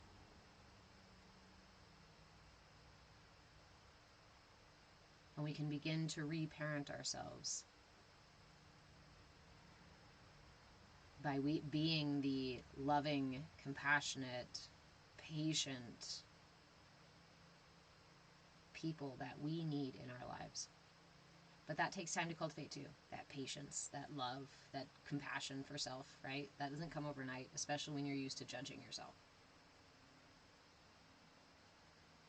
So how do we do that? How do we cultivate self-love? How do we cultivate the patience to meet our emotions and to be kind to ourselves? We're in the middle of a trigger. How do we cultivate that?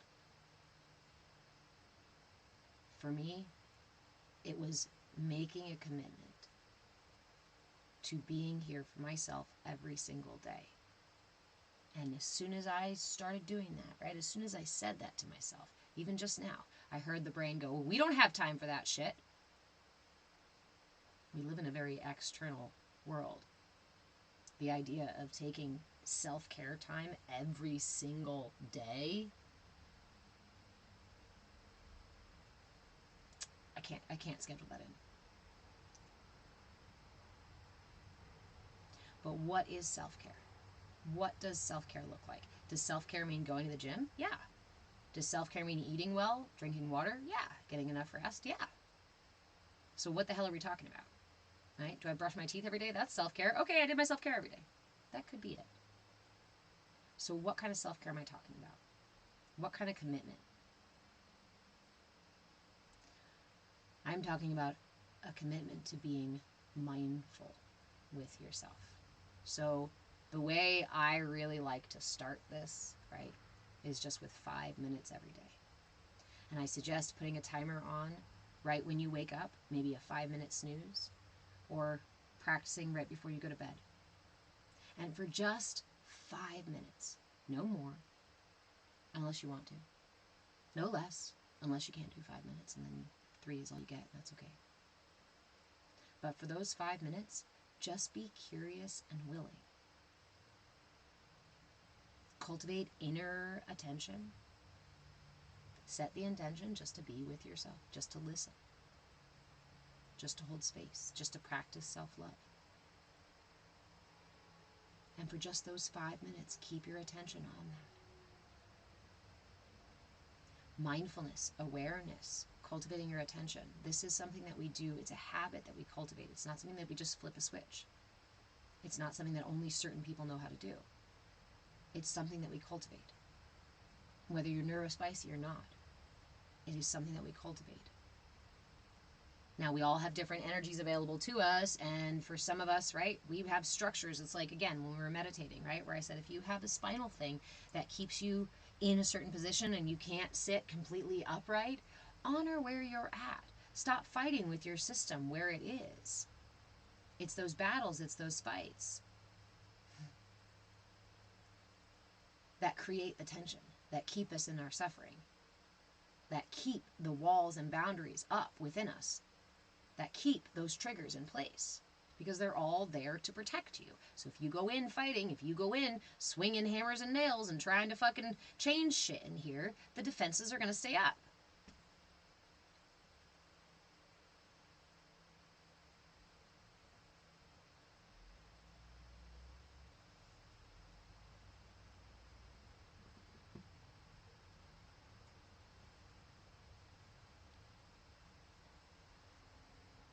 Again, here in the West, we are taught to be brutish with our world, with our inner selves.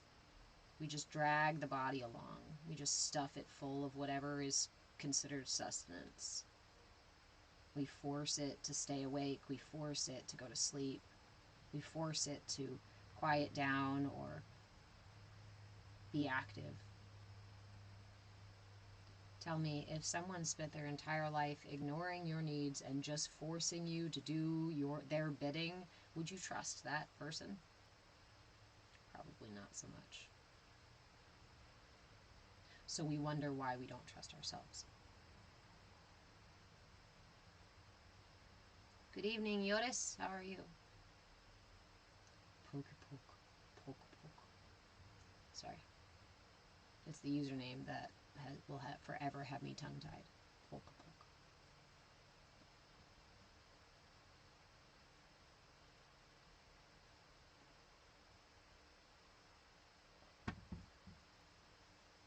Five minutes every day. Just set yourself a timer and sit for those 5 minutes. You can hold a mudra if you want. You can just listen to your breath if you want to. Sometimes one of my favorite practices is to ask myself, what am I going to think next?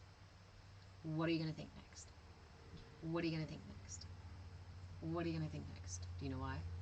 Because when we do this, the mind actually very quickly quiets down and starts to listen for what it's going to think next. It's a cheat code. Cheat code, mini shortcut.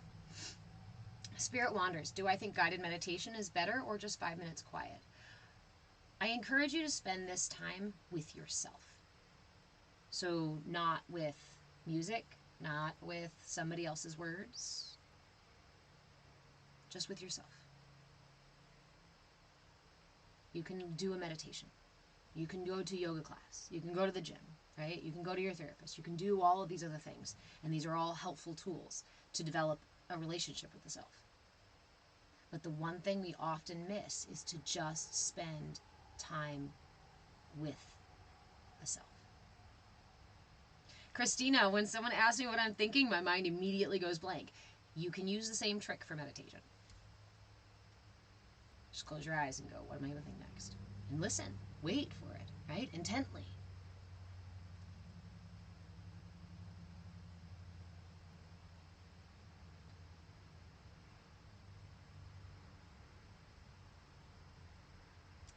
I think there's this misconception about meditation that it has to be perfectly silent, that it has to be perfectly still, that we have to have any particular kind of experience at all, really. Sure, there are goals to meditation depending on your intentions.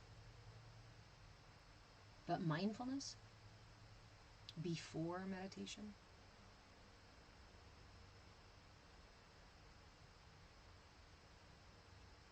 is just an exploration of the subtle layers of reality, inner and outer reality. Why would we want to do that? To better the relationship with ourselves. Sure. What if I like my relationship with myself? Well, stay where you are. I would never force anybody to do any sort of self-exploration work. If you sit there for 5 minutes a couple of days in a row and it is excruciating for you, don't do it. There's a lot of places out here, out in the world, where you can go and find people telling you to force, to create a battle, to fight back, right? To control. And there are benefits to those things. I'm not saying they're not. There's all the colors of the rainbow, right? That's why there's so many modalities. That's why there's so many dogmas. That's why there's so many perspectives.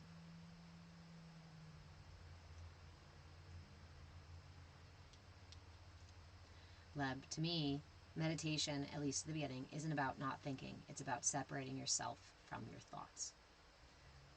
Becoming the observer. And for me, that's what those 5 minutes are. 5 minutes every day, just observing myself. If you were going to build trust, right, we've already established that some of these parts of ourselves are immature, potentially much younger than us. Can you imagine if you're trying to build trust with a scared toddler, a toddler who got yelled at, right, a toddler who got treated poorly or whatever happened at some point, to develop this defense? If you want to develop a relationship, a trusting relationship with that part of yourself,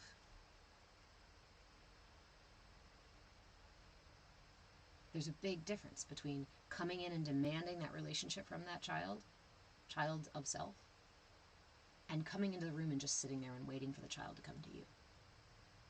I used to do a lot of forcing and looking and searching and finding. Hi, hummingbird.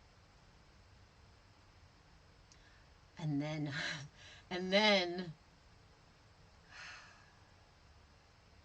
there was learning to allow.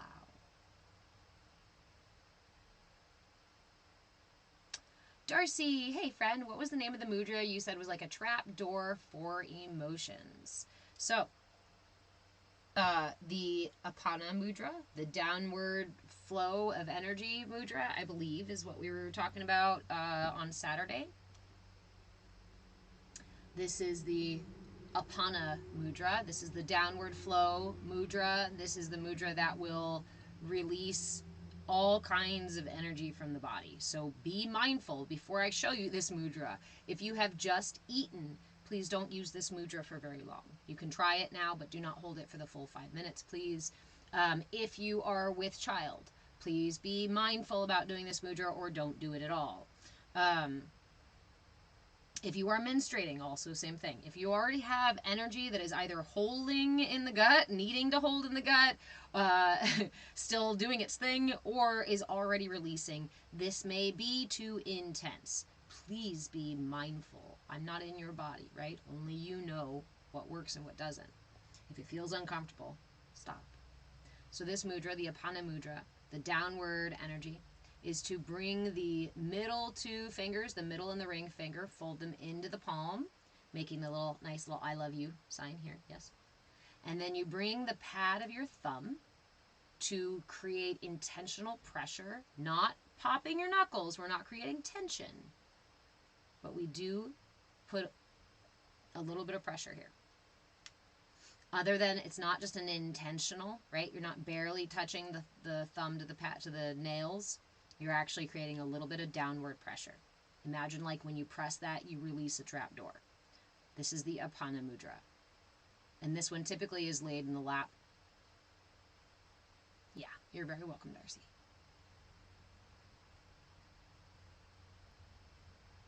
If you have a very quick digestive system too, please be careful using that one as well.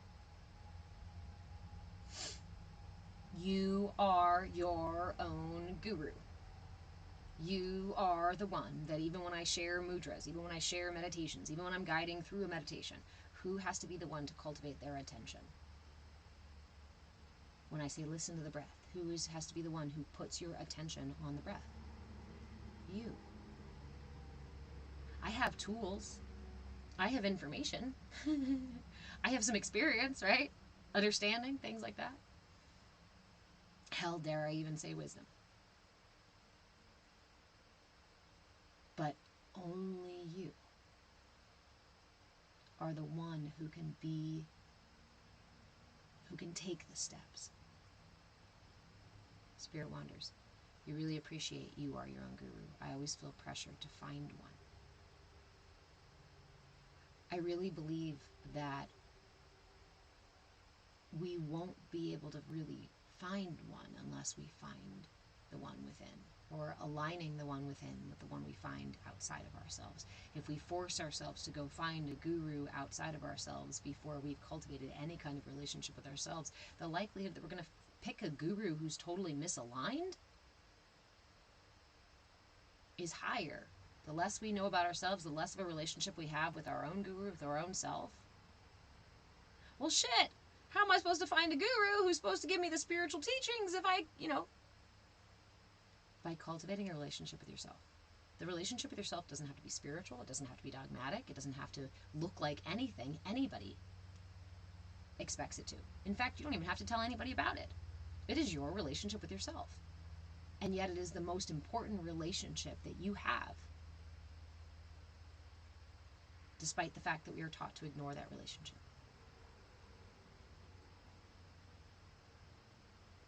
Stuff tough. You are the chocolate burrito with pizza inside.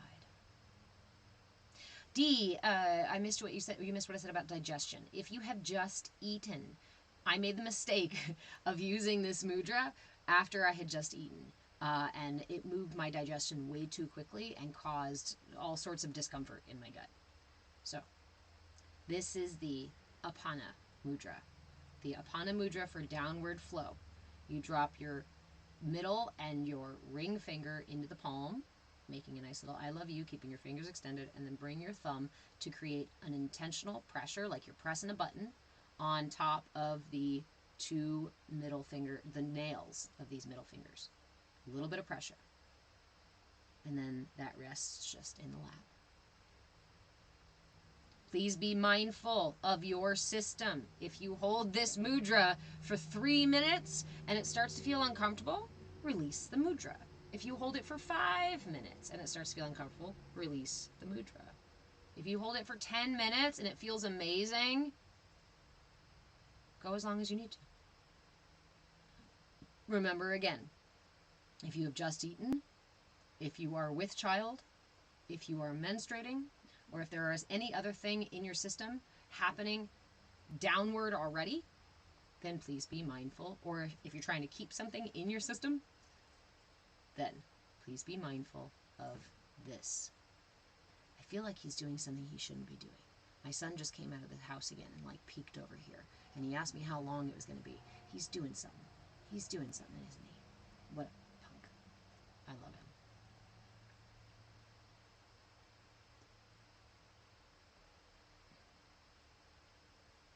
Wish you could find the other lady who does mudras. She went to IG.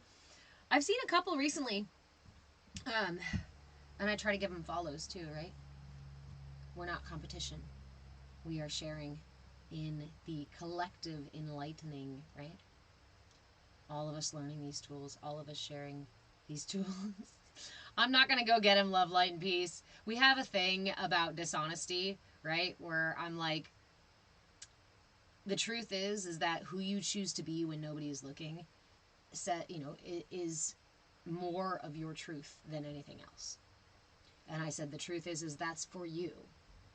If you choose to be dishonest when I'm not looking, that's a relationship with yourself. It's not really about your relationship with me. That's a relationship with yourself. And there's nothing I can do about that. There's nothing I can change, right? I can't force you to be honest. And trying to force you to be honest is not going to be helpful. It's just going to cause more dishonesty, more tension. So I tell him, it's up to you, dude. Hey, Eve. New here is that mudra one or both. You can use it for one or both. The Apana mudra. This is, well, it's a very good lesson to teach. Maybe. He is definitely experimenting with dishonesty right now, and he's not good at it. Lies are all over. Like, he's bad. Like he's got all the physical markers for when he's lying, right? And I'm also extra perceptive, which is unfortunate for him. Yeah. He's 8. He's 8. But I give him that autonomy, right? I give him that faith, and I tell him, like, I'm gonna offer my trust to you. Now, if I repeatedly get that trust broken, then I'm not gonna extend trust in certain ways, right?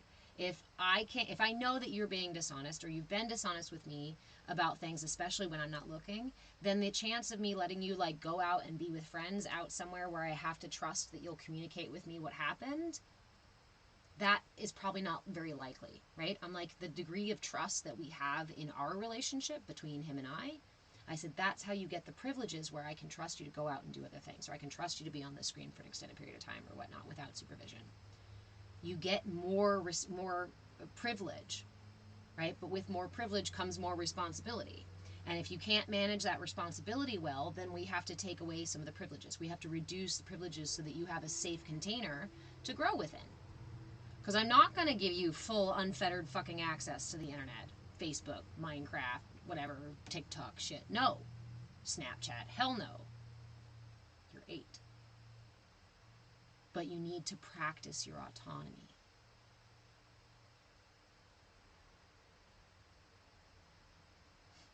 What the oxymoron? The real Sigma male, 28. Trump 2024. Can't wait to see the liberal tears. Oh. Dee, have a great day. So interesting. So interesting. Our perceptions of the world. The ways that our perceptions of the world have been cultivated by our culture. Many of the beliefs and perceptions that we have were given to us early on in life. Thank you, Vada. But when we see stuff like that, like the large number of people being manipulated by a very intense gaslighting campaign. Zark, how are you? We have to recognize that some of those things that you held the mudra that are ingrained in our system and put within our system are gifts from our culture. And when they go unexamined, we end up operating on these things without truly being aligned with them. Again, when we have this whole idea that there's like only one color that is right and true in the world, then we miss the rest of the spectrum. My heart goes out to people who feel the need to narrow their field of reality, because it is a intense experience. There is a lot of effort and force even required to keep your perception narrow. Why? Because the nature of creation, of reality, is to expand and open and uplift. And for those who are trying to do the opposite, tension is created. More and more and more and more tension in the body, in the mind, in their lives, and manifests in life. Why is it sometimes difficult to have a conversation with somebody who's been manipulated into a cult mentality? The tension, the force that is necessary to keep the system in ignorance is an increasing force. Must increase more and more and more to hold those boundaries. Because our systems are flexible and finite. Our systems are expansive and growth oriented. So I have to literally fight against the current of creation to keep myself in ignorance. Do you notice that to keep myself in ignorance, it requires all this force, all this effort for me to do? But the process of enlightenment, when we start down the path of enlightenment and begin to open, that has its own kind of gravity to it. I don't have to fight to keep going down the path of enlightenment. It starts to unfold. In fact, the path rises up to meet me, and I can no longer choose whether I'm aware or not aware, because awareness begins to expand in itself. Ignorance does not. Ignorance requires force. Ignorance doesn't help us stay inside of ignorance. It is only when we force ourselves to stay inside of ignorance and to deny the very nature of reality and of my system and of everything else in creation is that expansive Fibonacci sequence.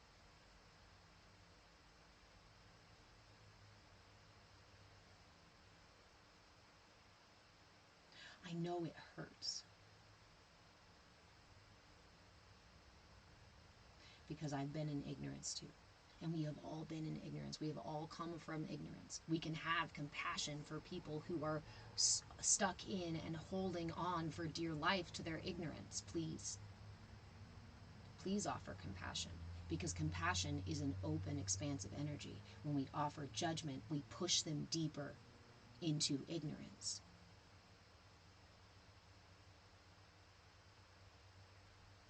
But I must judge them because they're wrong. No, they're not. They're choosing their ignorance for a reason. Whether it be to keep themselves safe, whether it be because they think it's the right thing to do, whether it be because they feel they have no other choice, or they don't have any other control any other way in their lives. There are many, many reasons why we do these things. But all of them are ultimately to keep our systems safe. And so I can look at this person and I can have compassion when they come in and scream Trump 2024 and hope for ill will on other people, because I recognize the suffering. I recognize the tension that has to be existing in a system like that. And I have compassion. Because I've been there. It's a survival tactic.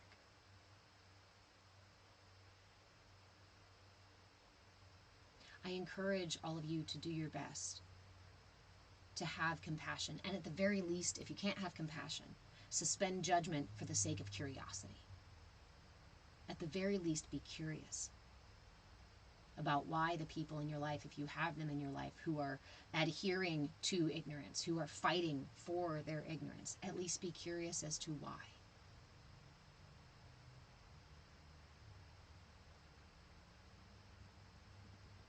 You don't lose anything. You don't risk anything in your curiosity. But you have the opportunity in that curiosity to learn something new, or at least develop a better relationship with someone you care about. How many people I have heard over this past several years about all the divisiveness and families falling apart, friendships falling apart, workplaces becoming toxic because of this divisiveness that comes from the willful force of ignorance. It's all gaslighting. Spirit wanders. My inability to settle down or stick with one job, person, place is a survival tactic, I think.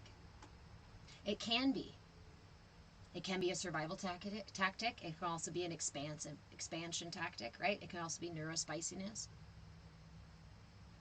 Some of our systems have more energy to them. I was reading a chart, an astrology chart the other day that had Mars right the fuck up there with the sun. And I was like, dang, that's a force. That's inertia. I have been somebody who travels all of my life. I've traveled. My family traveled. I traveled between family households, and then I continued traveling, moving around other places in the world. And I used to wonder. I used to ask myself these two things: is that thing? Is this a survival tactic? Is this a trigger? Or is this an energy? Is this a gift? Is this a dharma? Is this a path? I can tell you that for me, it's become a path. I've sat with the energy. I've played with the energy. I've tried to step off and back on.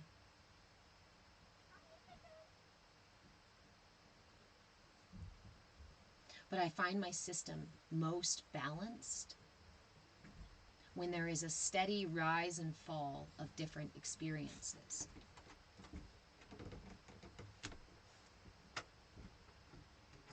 It is unique to my journey because I am hell-bent on learning new things.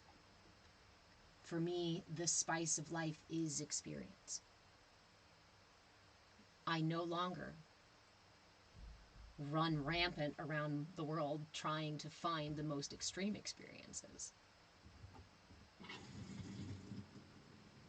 But when the road rises up to meet me and takes me to a new town or a new place or a new what have you, I ask myself, is this for me or is this not for me? And the truth is it doesn't matter whether I am still operating within my trigger at the moment, because I am on the journey of uncovering, discovering, reevaluating, and meeting every part of myself. And I know that through that journey of meeting and discovering and building relationship with myself, that those triggers, those imbalances, naturally begin to correct themselves, to realign themselves.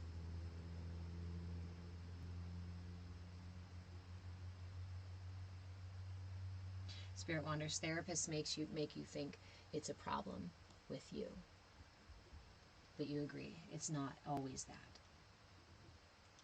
Patriot, Gemini loves a lot of variety. I do. Gemini rising. This is why we have to be our own gurus. There are many, many, many, many, many different kinds of therapists. And I've been through many of them. And I've had ones that tell me it is absolutely a misalignment that I don't stay in one town and have one job and create a career for myself and do the normal American dream things. Can you tell where that story is influenced from? Unfortunately, our physicians, our medical doctor, our medicine itself is influenced by our culture as well. So the messages inside of there are also cultivated by the culture and may not be the evolved truth that we are discovering about ourselves.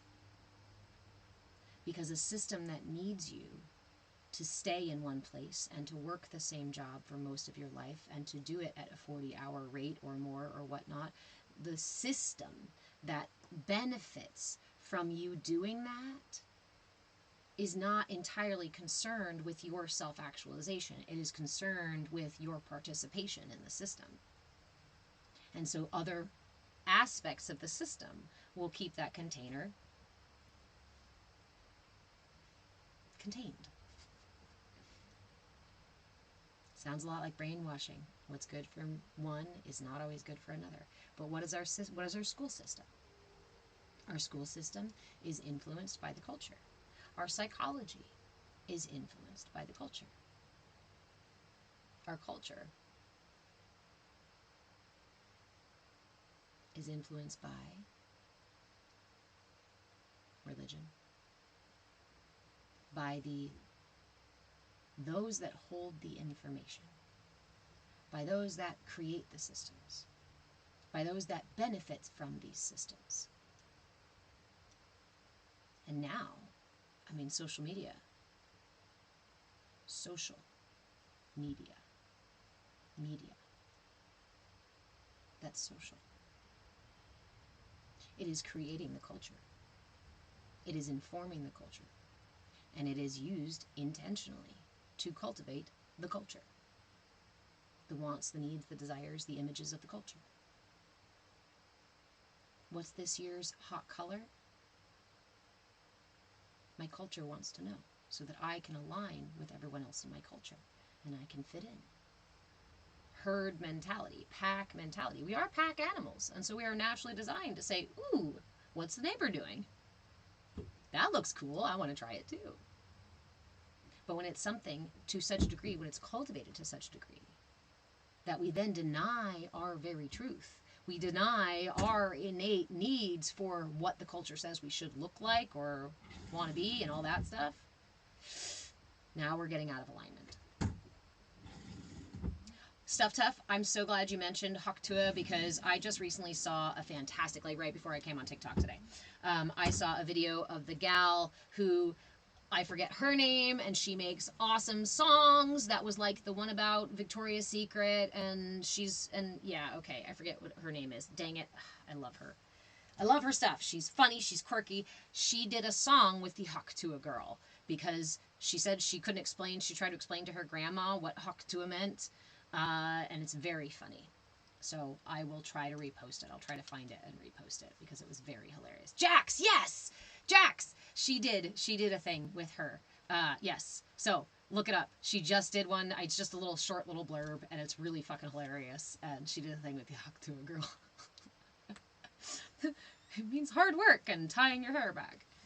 It means compassion.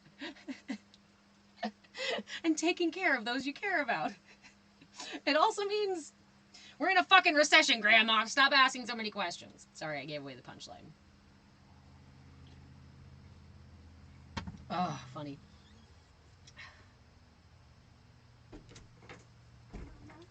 Darling. After my live, I believe we will, we'll have lunch and we'll go a little bit early to the swim thing. I have to decide whether I'm going to pay for swim lessons for you because the swim lessons are $65 and then the drive out there is 45 minutes. So the drive there and back, we're talking almost like $60 a week for gas on top of it. And it's, I think, 4 weeks or something like that.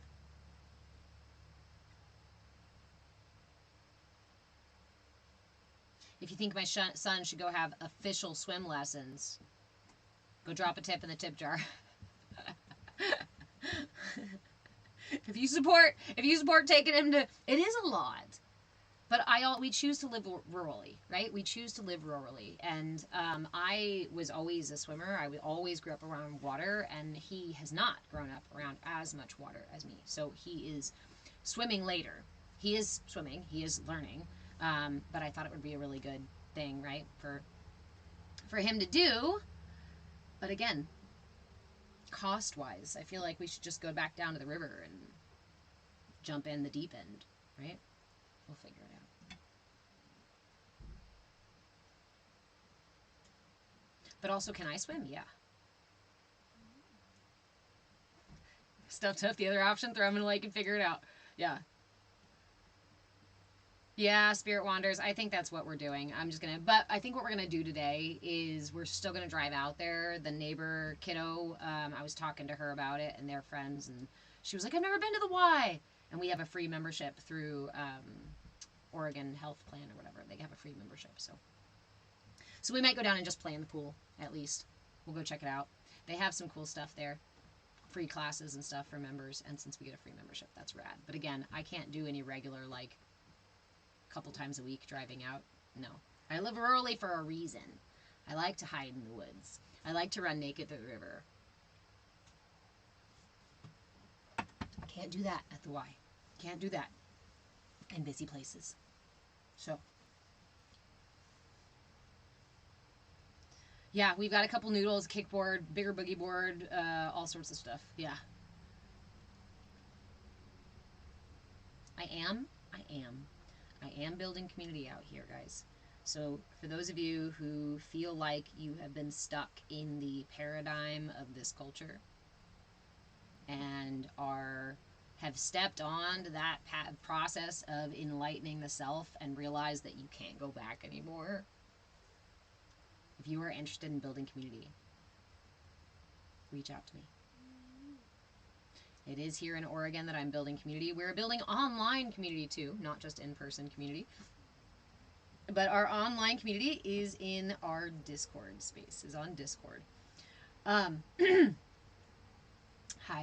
For those of you who are new here, my name is Reverend Deborah. I'm an interfaith minister, a movement facilitator, and your shenanigan shaman.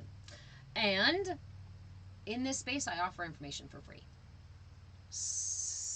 Knowledge is power.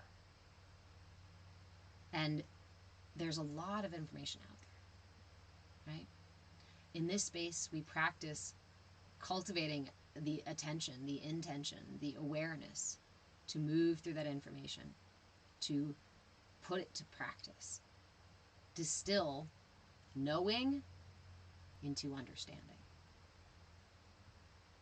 to reframe the way that we look at ourselves and our relationship with ourselves so that we can cut the ties with all of the trappings of a system that doesn't support our wellness, that doesn't support our longevity, that doesn't support our self-actualization. In fact, we are living in a system that intentionally denies us our self-actualization because of the structures of the system.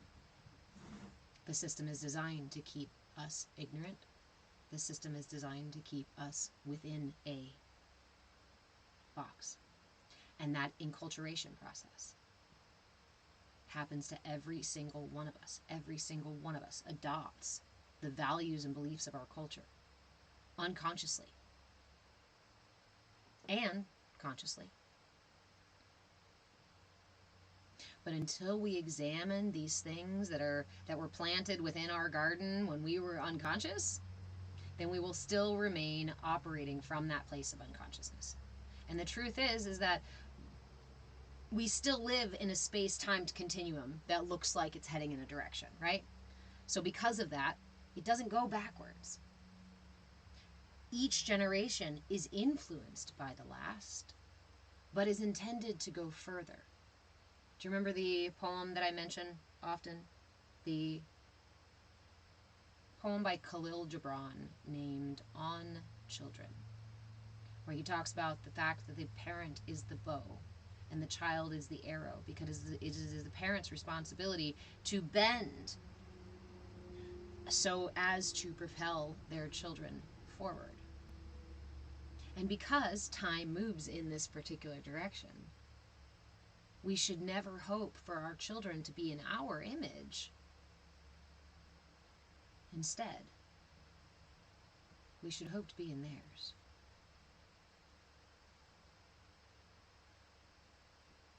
So we must recognize that each generation is intended to outgrow the last. Thanks, Thor. Love you. That each generation is going to evolve the cultures and the systems it is born into. It's going to evolve them. Yes?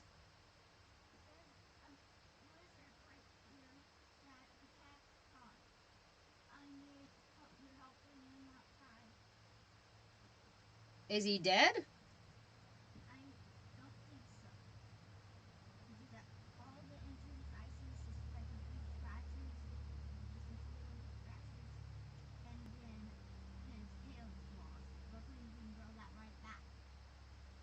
Okay, well, hold on. Let me check out. We might have to rescue a lizard. Hold on just a second, guys. His kitten still trying to grab it. Hi, teacher. Come here. Come here, kitten. Here. You sit right here and entertain everyone, okay? Thank you. No? Where?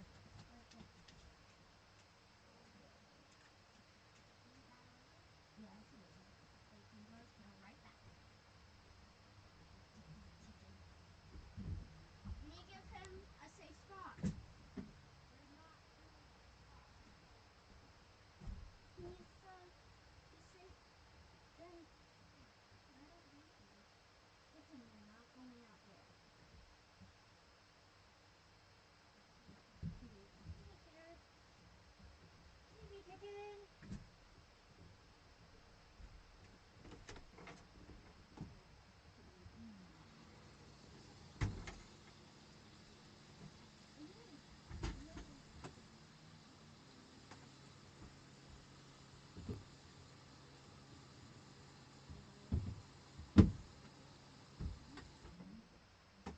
Did you wash your hands?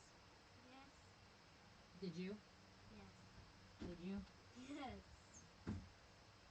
Did you really? Yes.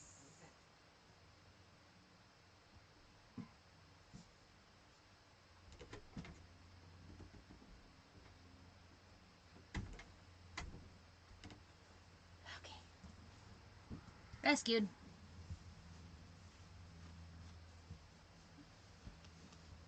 Save the lizard.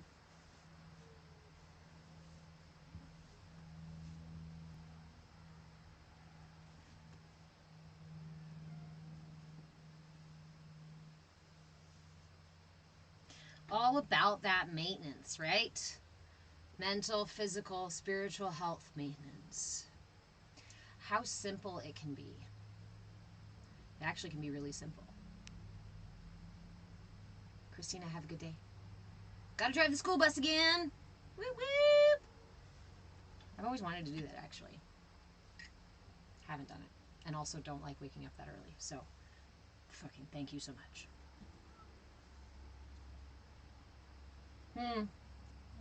Vada, we usually overcomplicate it.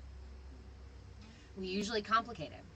Because if we make it more and more complicated, if we make it more and more elusive, if we make it only available to certain cultures, certain people, certain colors, well, then you can't reach your self-actualization, can you?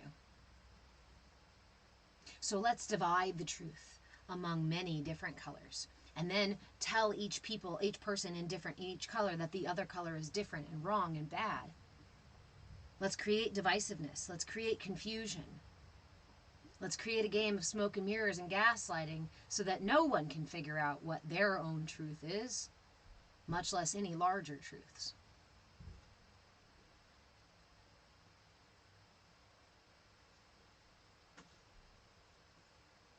But that's why the most profound teachings are usually the simplest things. It is in the practice of them that they become either easy, right, or difficult. And that's where we come in. Can you let him back in, please? Spirit Wanderers, driving a truck cross country would be a great career. It's one of those things I've actually considered, and I might still do it. Like I said, I homeschool my son, right? And if I were to get a trucking job, I could do long hauls with him. And I thought it would be a really cool way for us to do another type of homeschooling. The way we homeschool is very flexible, very, what's the word I'm looking for? I guess personalized, right? To his needs, to what? Oh, you just had a weird face, like you were all pissed off. What? I'm just upset at Vada, when I feel my alignment slip, I get stuck trying to maintain the machine. Eclectic. Thank you, Jessica. Yes.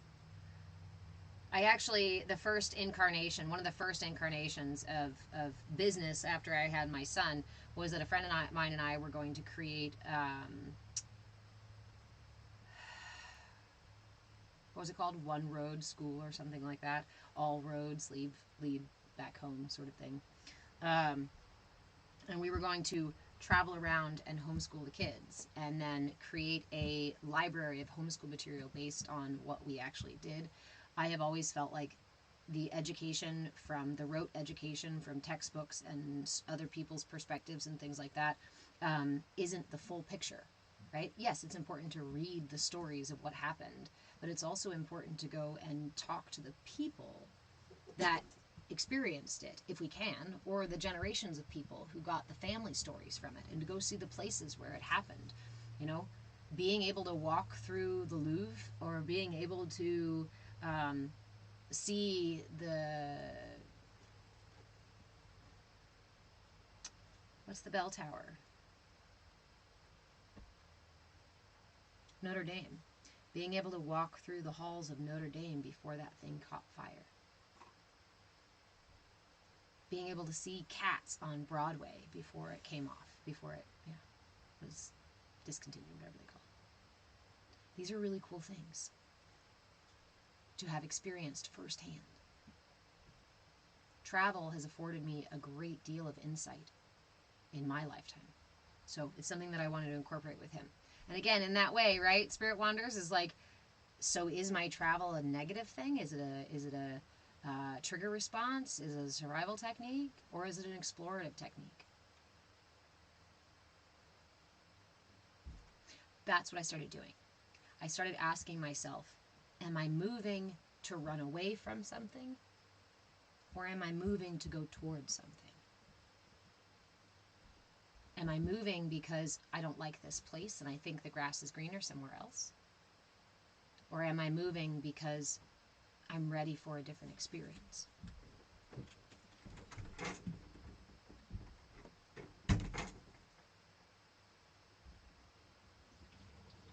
These are the simple ways that we realign ourselves with things like mudras, breath work, simple questions. Is this for me or is it not for me? Is this inclusive or is this exclusive? Am I running away from something or am I running towards something? If I hope to be in a place of peace and abundance, let's say that my goal for my life is to become a master of peace and to feel like life is abundant, right? That's something I feel like many of us can sort of relate to, is wanting that abundance at least and wanting a sense of peace, right? How the fuck do I do that if I have no idea what that really looks like, feels like, if I've never experienced it before myself, and I only know a few people maybe who I perceive as having that themselves?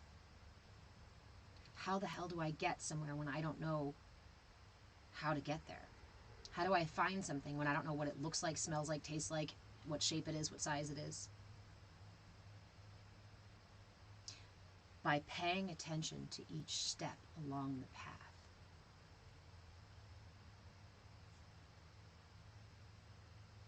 By asking myself in each moment, is this energy for me or is it not for me? Is this decision I'm making inclusive of all parts of me or exclusive of some parts of me? Am I judging and denying some truth in making this decision or this choice? Is this action selfish or self-centered? Am I being authentic? Or is this not really my truth? Learning to be able to answer these questions is how we get ourselves down that path, is how we align ourselves with these things, is how we walk one step at a time with intention right into the abundance and the peace and the destiny, the dharma we seek, into our authenticity, into our truth. We spend our whole lives searching for something that, for all intents and purposes, we have never seen before. If I want enlightenment, right, the closest I have come to seeing enlightenment is through the perspective, through witnessing another person. and I can listen to their teachings. And their teachings are very similar to many other people. And so many people will fight and fight and fight and fight to try to get their enlightenment, right? Spend whole lifetimes seeking enlightenment.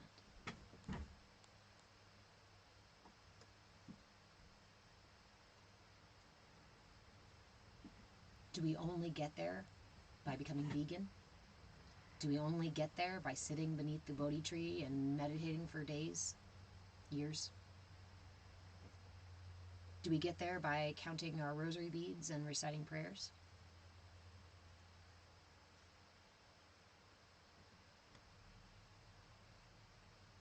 Do we get there by abstaining from intimacy?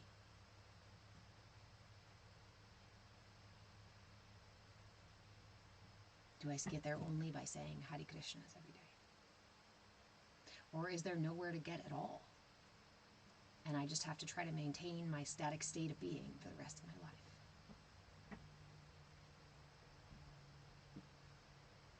Love, light, and peace.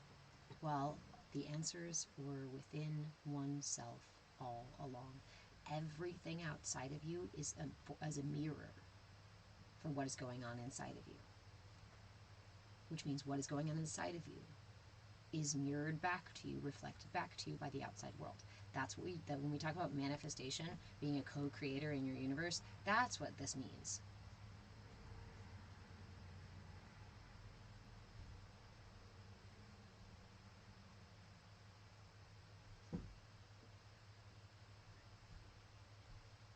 Mijo? Shadow is a little bit distracting. Zooming around the RV. Por favor. Please be respectful of my boundary. Please. I know you don't like to have long conversations about it, so let's avoid a long conversation about it, yeah?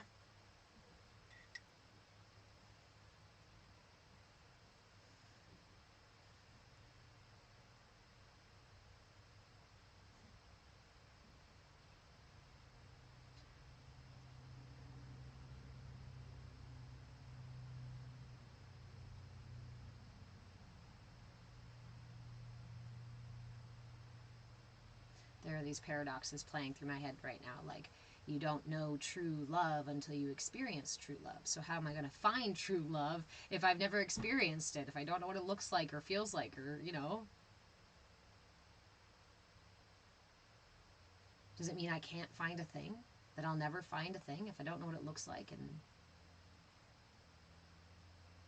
how do I find something I've never seen or experienced? In each moment, aligning my energy with what's for me or not for me. Right? Authenticity. Remember, authenticity is the truth of, is the understanding, the valuing of self and other. Self-centeredness is valuing the self and other. Recognizing that if I am on a path of enlightenment, if I can have a relationship with the divine, if I can experience wisdom, if I can explore things and gain understanding from them, then so can everyone else. Hey Corey, how are you?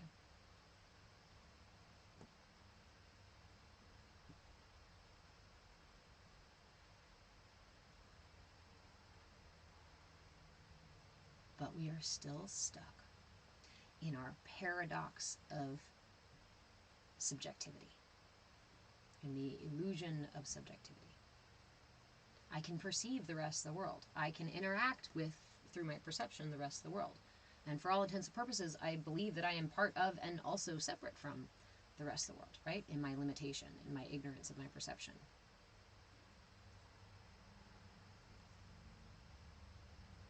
And yet my entire experience of the world is only what I experience within me.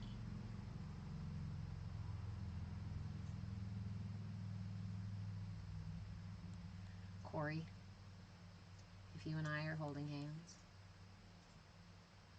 can you feel my hand? Stuff Tough, if you and I are hugging, can you feel my arms?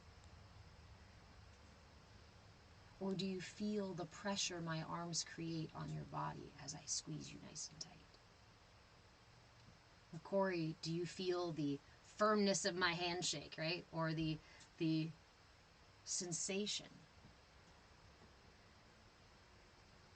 within your own body, within your own hand, within your own chest, right? The only experience you have of any of these things is how it processes within you.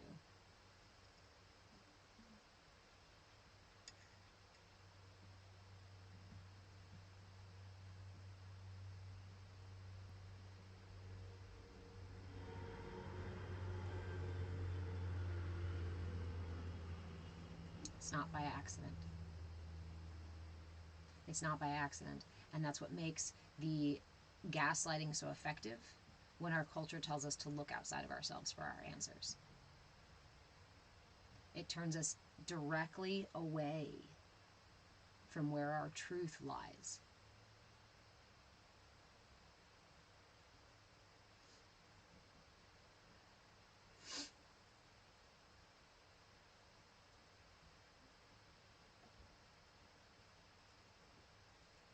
And then we're told if we don't live by someone else's truth, that there's something wrong with us or broken.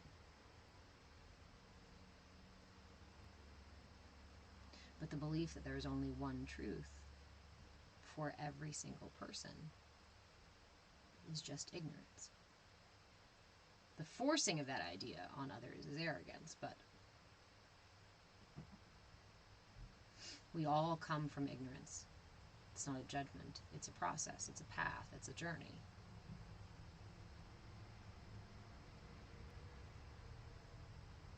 Surprisingly, when we acknowledge our ignorance, we become wiser. Simply in the acknowledgement of my ignorance, I become wiser because of my understanding, because of the expansion of my perception, of my awareness. I feel like the audio is getting worse. I don't know what's been happening. TikTok has been having more and more issues with audio. I wasn't having, well, I don't know. I don't know if it's this computer fan, and I don't know how to make the computer fan stop. I need a mic. I need a mic.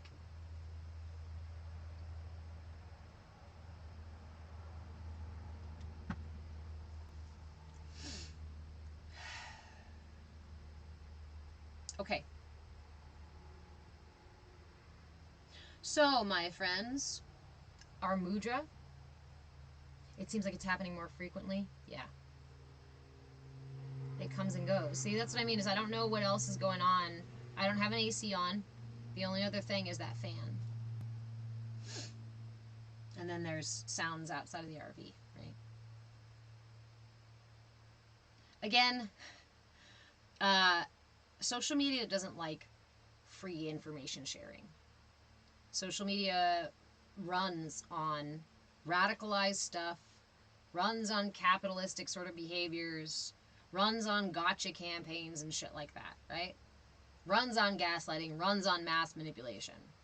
So the platforms don't like my content. It doesn't share very far unless you guys do the sharing. So if you like the content, if you want more of it, do me a favor and share, press all the buttons, do all the things, and share with as many people as you think would enjoy it, or even people who might not enjoy it, hell. Go follow me on any of the platforms you hang out on. I go live in the places where I have the most followers, just because I guess I reward those platforms, right, for it. But if you want to really explore the information further and have a space to communicate with people who are doing this work too, cultivating that curiosity and willingness, learning to cultivate, learning to align intention and attention, then come join us in our Discord. The link for all of my stuff is in my Linktree. Linktree /move with change. That's me. Replays for my classes are posted on YouTube. I'm at Move with Change on YouTube too. I am Move with Change in all the places. Why? Because life offers us a single constant. Change. Even taxes you can avoid. Change you can't. And when we are rigid, when we dig our heels in and hold on, then it's a lot harder to move through change. Change ends up hitting us like a brick wall or like a fucking freight train, right? And we must use more force to try to stay in place. But when change comes knocking on our door, when change, the tides of change rise, and we've learned to be flexible, fluid, then we can ride those waves. Then we can bend and sway when that wind blows. And instead of being blown over, we're able to weather the storms.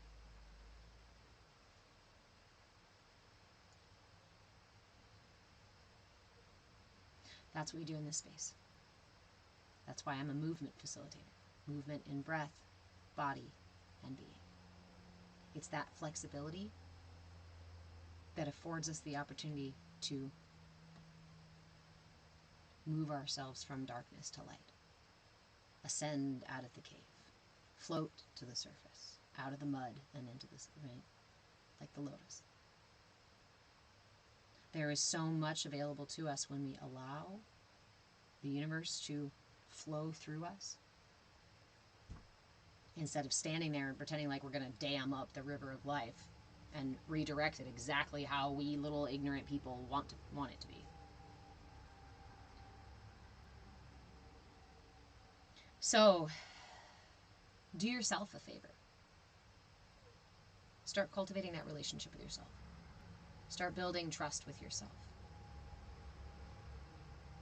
Spend 5 minutes, just 5 minutes, every day, taking time for you. Just being curious and willing about what comes up. I guarantee you that if you take 5 minutes every day, that at some point, your system will respond. At some point, it's going to quiet down enough for you to hear the higher self, guides, the younger selves. They all already exist within you, and most of them are waiting for you to show up. Hope is not something that we chase down. Hope is something that we surrender to. And there's power in that surrender because there's no need for force.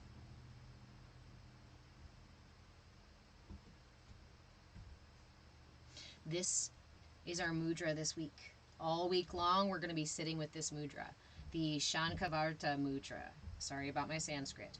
This mudra is done by bringing all 5 fingers to touch, keeping the 4 fingers upright, and extending the thumb here to create a cute little diamond-shaped thing. And then drop your index finger at a 90-degree angle at that first knuckle into this little space. Hold at the heart. This is the mudra for intuition. This is the mudra that helps us to hear the difference between ego and higher self. To help clear away the mind chatter, the ego chatter that drowns out the voices of self.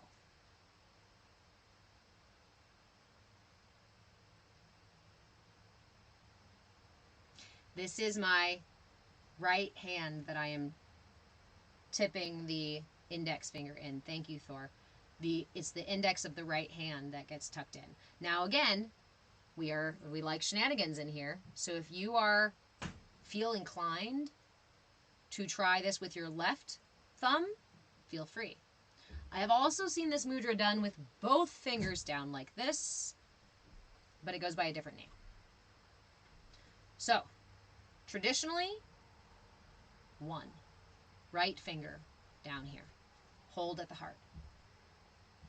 That's a different mudra, my friend. Which you can sit with this mudra if you'd like to, but this week, we're gonna work with the Shankhavarta Mudra so that we can experience what this particular mudra brings. Thank you, Thor, for the reminder. Yes, this is my right hand. Just for future reference, this is my right arm, this is my right sleeve, this is my left. Mila, what can we do for people that take advantage of super sensitive people? I give so much love.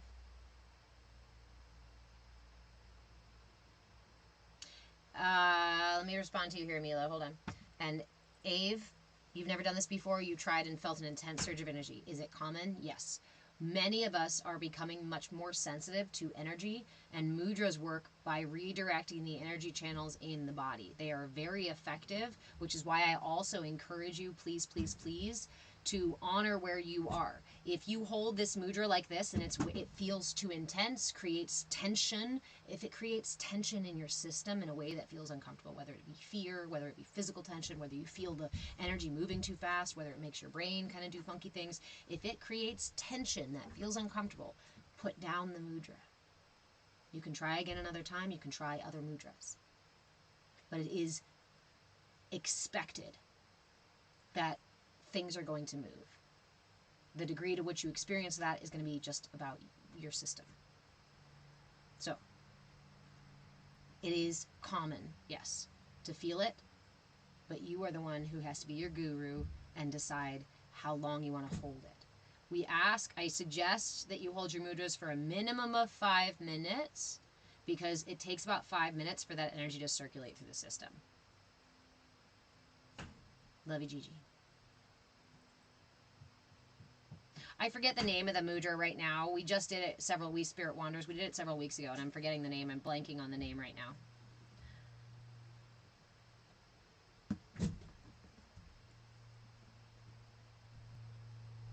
Okay, so Mila, you asked, what can we do for people that take advantage of super sensitive people? You give so much love. Okay, so first we have to reframe what you're asking here. Because you're asking, what do we do about somebody else outside of us? And the truth is you have no control of anybody outside of you. You just don't. We don't, right? The only person I can be responsible for is me. The only person I have any manner of control over is me. So we start from there, right? I start with me. The question then becomes, how can I protect myself from people who I feel are taking advantage of me? Because taking advantage is a judgment about how you feel, right? Is a qualitative thing about how I feel. So what can I do to protect myself from being taken advantage of, right? And you say that, I give so much love. When we're talking about the energy body, we can talk about these kinds of scenarios. I give so much love. I have an open heart chakra, potentially an excessive imbalance, a big heart chakra pushing a lot of energy out. Why is my heart chakra pushing a lot of energy out? Because at some point my system got the message that the best way to protect and to stay alive in this life is to push a lot of energy out. There are a lot of us who call ourselves empaths and such,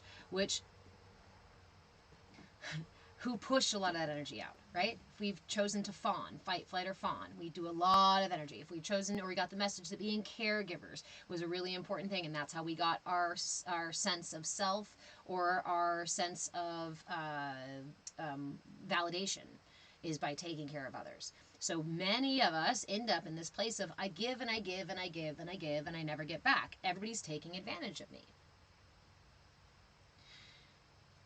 Let's take the responsibility for that. My system, I am expending a great deal of my energy for other people. And in doing so, I am actually making it difficult for my system to receive that love because I'm not making space for it. Again, energetically, I'm talking about the energy of the heart chakra. Big, open, pushing that energy out. When that energy is pushing out, think of it like a tunnel.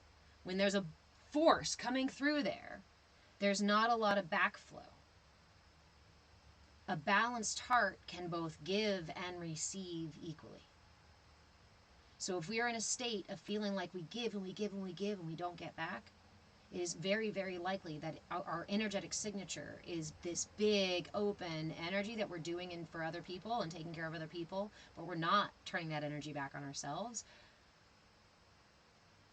because we can't reliably receive it from other people. We can't expect someone or anyone in our lives to reliably give us the love that we really need. That's actually our job first. So, your question, how do I prevent myself from being taken advantage of? Is I realign my system.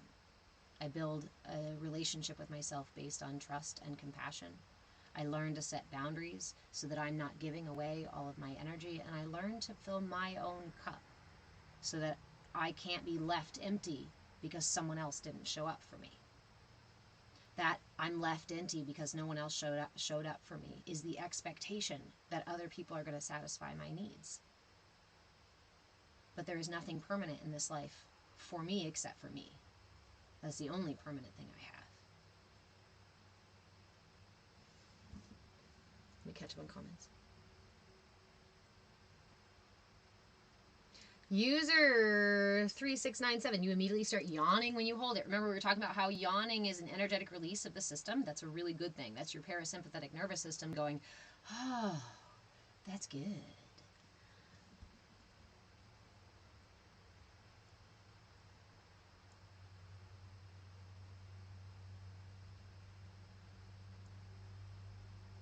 Love, light, and peace. I have no idea how many mudras there are. There are hand mudras, eye mudras, mouth mudras, other posture breathing mudras. There's a lot, actually.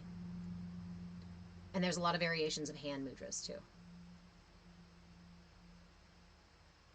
Amanda, Dr. Amanda, you have absolutely done this. Fawn and more recently freeze.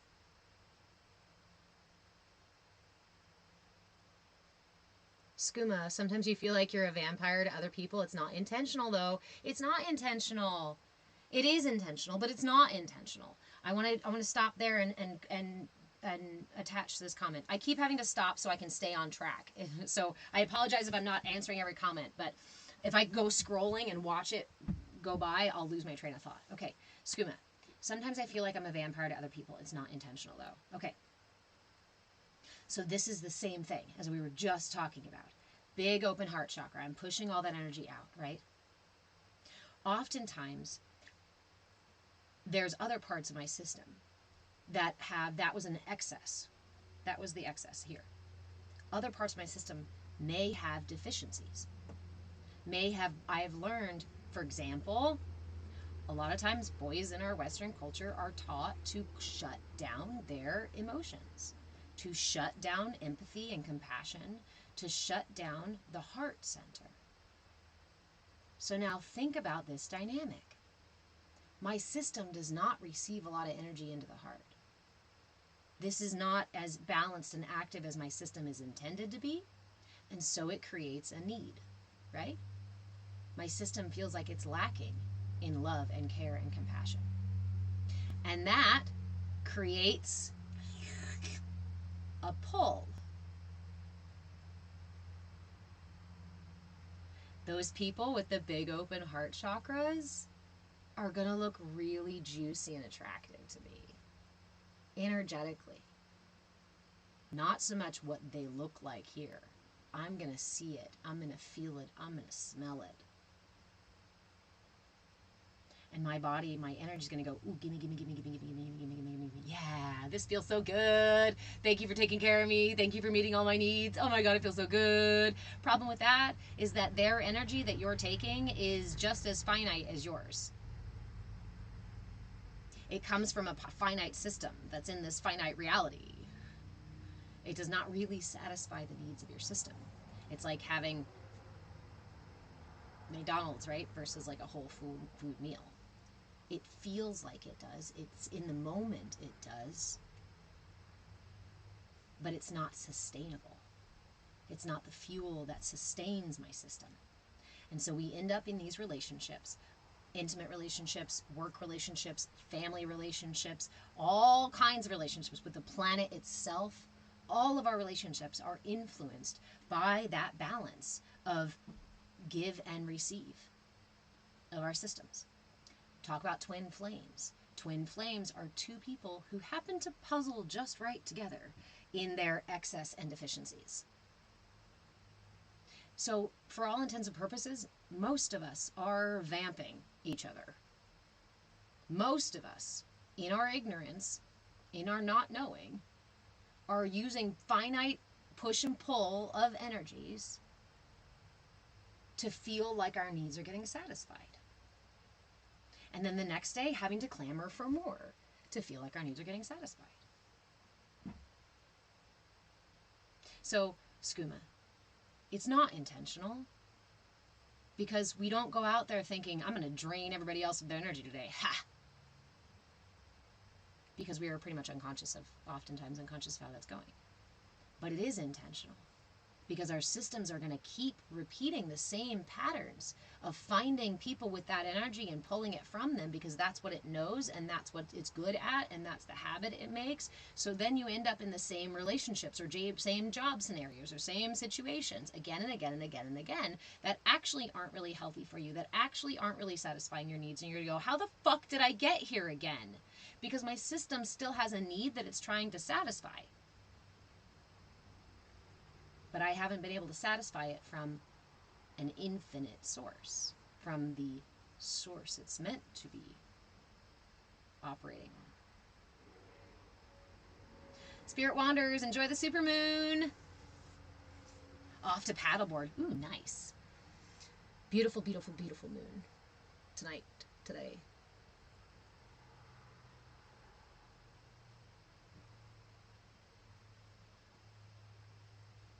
Love you too, Mila.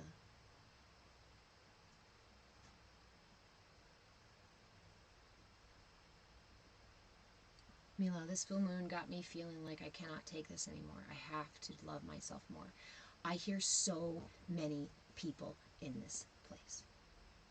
Not just with the full moon, not just this week, but the last several weeks, months, even years. People just going, I can't do this anymore. This is not sustainable anymore. I must find balance. Do you feel that imperative? It's like a fucking it's like I must enlighten my system. Bring light, awareness to my system. My awareness is a light. Enlighten the system is to become more aware of the system. Without being dogmatic, without being something, And what does the full moon do? But illuminate our systems. And oftentimes the shadows and the imbalances within our systems. Why are these illuminated? Because the moon is trying to harass us and fucking with my life, and I become a lunatic and there's no control. As an opportunity to become aware and therefore intentionally cultivate. This is your garden.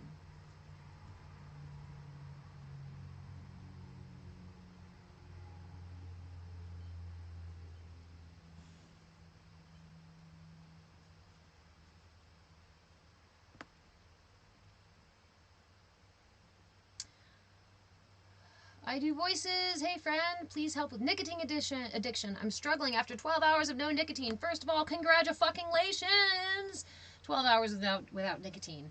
One of the most important things that I really have done, honestly, is to just redirect the energy. And I know that sounds annoying, but when you have the impulse, I always try a glass of water first. And then I have a small snack. And then I go maybe do some breath work. I am also not somebody who believes in quitting cold turkey. So if you're quitting cold turkey, yeah. But there are breathwork practices. One of my favorite breathwork practices, here, I'll show you. When I am trying to shift and redirect an energy, is this one. Hold on, guys. is to begin with, it's a five finger breath. You begin with I use my right hand and my left index finger at the base of my right thumb. I inhale the outside of the thumb, exhale down in between the fingers. Inhale outside of the pointer, exhale down the other side, in between the fingers. Inhale up the middle, exhale down the middle. Inhale up the ring, exhale down, inhale up the pinky, going slower and slower with each finger, and then on the last exhale, tracing the entire side of the arm. Not only is it a breathing practice, which smoking is a breathing practice, so replacing your need or the need for it, desire for it with breath work can be a really effective thing. This also brings a physical aspect into it, so you're reprogramming your body, matching the body with the breath, and it can help just that practice, the little taking the time and slowing it down can help settle your nervous system. Oftentimes our nervous system is the thing that makes us go, huh, for that satisfaction. Nicotine is a depressant, so it soothes the system. So to replace it, we seek things to soothe the system as well. Jacqueline, what would be the opposite of those types of relationships? Mila, it's not more difficult than you thought. No, it's not. It's easier than you thought. Because it's difficult to try to control other people, right? That's fucking impossible. Like, it is. It just is. It's way easier because you actually have the tools to manage it. So the opposite, Jacqueline, of the twin flame kind of relationship, right, would be, the opposite would be we're seeking balance. The opposite wouldn't be balance. The opposite of this imbalance would be two people with similar imbalances that could exacerbate their imbalances together, right? Match energies, but when they match energy, it gets way out of control. Skooma, trying to create your own light. You are your own light. There already is light within you. Yes, love, light, and peace. Thank you for the reminder. Everybody put your water and crystals outside tonight under the full moon. Hey, Cappy.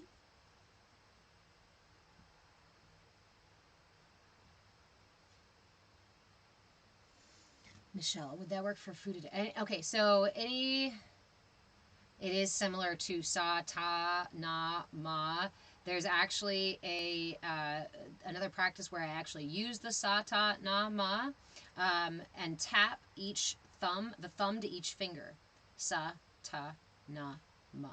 Sa, ta, na, ma.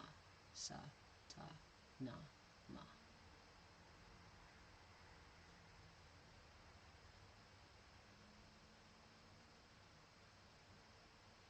Sa, ta, na, ma. The meaning of those words, also the words themselves correlate to the energy channels that move through the body, that move through these fingers. So, Michelle, you asked about food addiction. And I wanted to touch on this, the concept of addiction. And the concept of addiction as it relates energetically.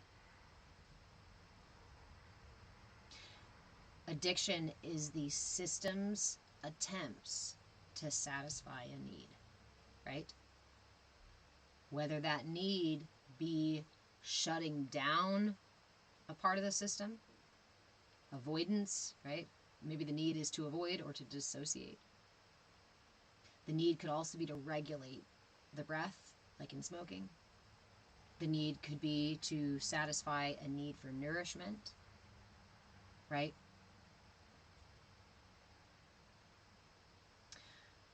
We talk about addiction energetically as a disconnection from the third eye, or a narrowing or a restriction of the third eye. Because the third eye is our channel of awareness for the higher states of self, for the wisdoms within, for the guides, for the needs of our system.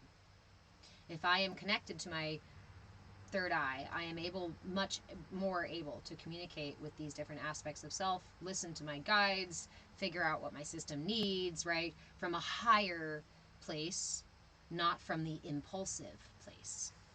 My body is impulsive. It is not very wise.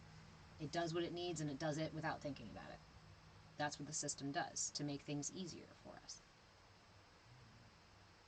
Unfortunately, sometimes our systems get aligned in a way, or programmed, wired, let's say wired, in a way that is not actually conducive to our wellness, right? It only proves the ignorance of the system. It only proves that your body and your mind are not the captain. They're not the one driving.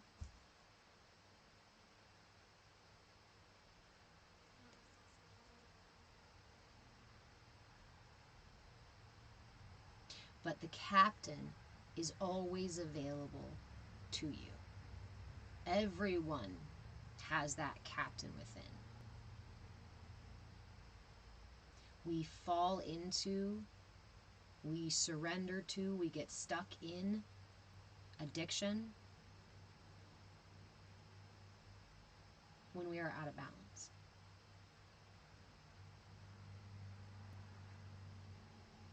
And it can manifest in substances, in relationships, in our work environment. My addiction may be the kind of relationships that are somebody else is really controlling. In my Cappy, yes. Can I ask me a question? Yes, you can ask me a question. Go for it. In my lack of energy here in my solar plexus, in that imbalance to satisfy my need, I may very well seek people who are more aggressive or more controlling than me, because I perceive that in my ignorance as being more balanced, because I feel the deficiency. And so in this way, I actually have this is a personal thing, I had a habit of choosing people who had an excessive energy in their solar plexus. Almost an addiction, because I needed those people in my life. And when I didn't have those people in my life, I felt scared, vulnerable, uncomfortable, and I immediately would search for someone else to satisfy that need in my life. We have energetic patterns that we become addicted to. And unfortunately, that means that there's not one way to heal addiction. It is about discovering the needs of our system and realigning, balancing our systems, so that the addictions, the imbalances, the triggers, these things naturally start to fall away. Thanks, Brenda. Oh. Hey, Bishop, how are you?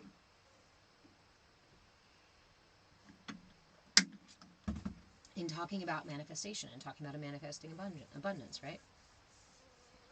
If I'm going to get to that thing, if I'm going to be that thing, but I don't know what it looks like, I don't know what it feels like, I don't know what it is, I don't know what abundance is like if I've never experienced abundance. So how do I get there? By chasing down, hunting for something that I don't know what it looks like? By clearing out my system and clearing out my system to make space for the thing that I desire. I don't have to chase anything down. I don't have to go running anywhere outside of me for things. I need to make space, because I am ultimately the center of my universe, right? Because of that pesky little subjective experience thing. Manifestation is learning to allow life to come to you. Learning to allow life to happen through you.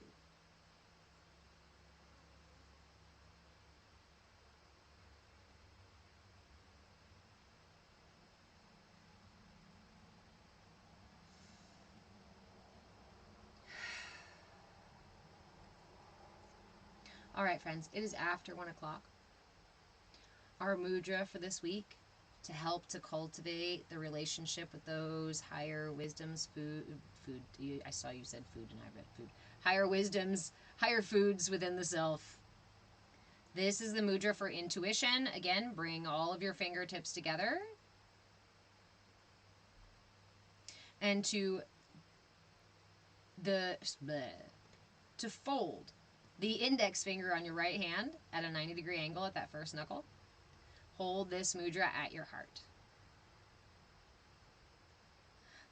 Skooma, you are what you eat. Indeed. Right now I'm a coffee. This is the mudra for intuition. If you are interested in cultivating a inner space where you can hold counsel with the higher selves, guides, commune with the divine, commune with the self, this is your mudra. This mudra specifically not just quiets the mind, but it helps us differentiate between the voices of ego and thought and the workings of the brain versus the higher intuitions. We always suggest to sit with mudras for a minimum of 5 minutes. It helps to make sure that the system gets redirected.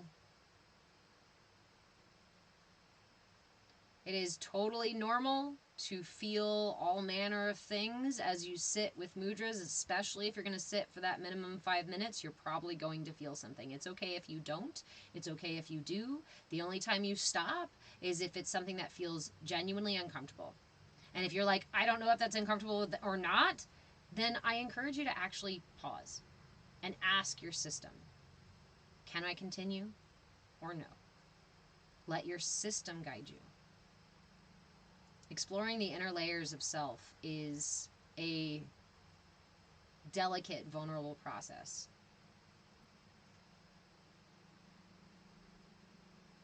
I encourage you to offer yourself the space to cultivate a trusting relationship with yourself by holding space, by being curious and willing to meet yourself wherever you're at. You are exactly where you need to be at exactly the right time. Trust that the flow of prana, life force, energy in this universe is always flowing through the path of least resistance to bring you to your highest good in every single moment. We just got to get out of the fuck out of our own way.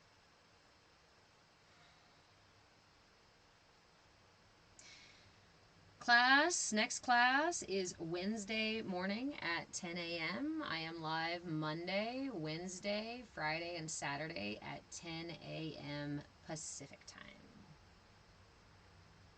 Friday we do some chair yoga. Monday, Wednesday, and Saturday we do meditations and mudras and shenanigans. If you would like to explore the information further, chat more with our community of people doing the same work, and engaging with their own higher selves, right? Discovering their own authenticity, come and join us in the Discord. The Discord, there's a free link to join the Discord. It's in my Linktree. I am Move with Change on all the platforms. On Linktree, Patreon, on Facebook, Clapper, TikTok, X, Twitter, or all the fucking places. All of them. And if I'm the only Move with Change. Go follow me wherever you hang out. I go live reliably-ish on TikTok and YouTube, as well as Instagram, Kick, Twitch, places like that. If you would like to work directly with me, I do have very few, but I do have a few spots for one-on-one coaching. When we do coaching together, you get access to my entire 20 years of human development and wellness across the lifespan, of a variety of modalities, and a lot more of exploring the world and personal experience. It's a big fucking toolbox. There's a coaching by donation option if you just want to do a 15-minute session. There are monthly hour-long sessions. There are group coaching options. There are private coaching options. Go explore those on the Linktree or on my Patreon. If you have any questions about any of these things, or want more explanation, or want direct links to just go get a thing that you're looking for, you can always send me a message. I do my best after the lives to check through all my messages. As always, do me a favor and share the content. We are now over 10K on TikTok, which means that this content, sharing free information, can pay for itself. I'm so excited for this. This is really why we were kind of working towards 10K at all, right? And we built 10K without the follow trains, but only by sharing information, by giving away free info. If you can take the info and do something with it and it changes your life, then fucking more power to you. I'm proud of you. If you need a little bit of guidance and want to ask questions about the info, come into the Discord and we'll talk about it together. If you want an intensive one-on-one, like fucking show me how to do this, come work directly with me. That is the only thing I charge for, because my time is really fucking valuable, right? Information, it's valuable too. But I feel like that's a right. You have a right to this information. And I had to spend a lot of years searching it out. I'm grateful for the opportunity to share it. And I'm grateful for all of you for helping me cultivate this space where we can learn and grow and ultimately thrive together. I love you guys so much. Mwah! Have a wonderful, wonderful, wonderful Monday. An amazing fucking Monday. Make sure you spend those 5 minutes at least by yourself today, with yourself today, just being compassionate and curious and loving. And I mean, even if you don't have to be compassionate and curious, you just like, I mean, not compassionate and loving, you could just be curious and be like, what? High Acid TV. Skooma! Best Monday ever. Fuck yeah. You did the 5 minutes on waking up. Yay! Good job, guys. I love you guys. Okay, so nighty night to you. Kick. Sweet dreams. Nighty night to you, Instagram. Sweet dreams. Nighty night to you, Twitch. Sweet dreams. Nighty night to you, YouTube, too.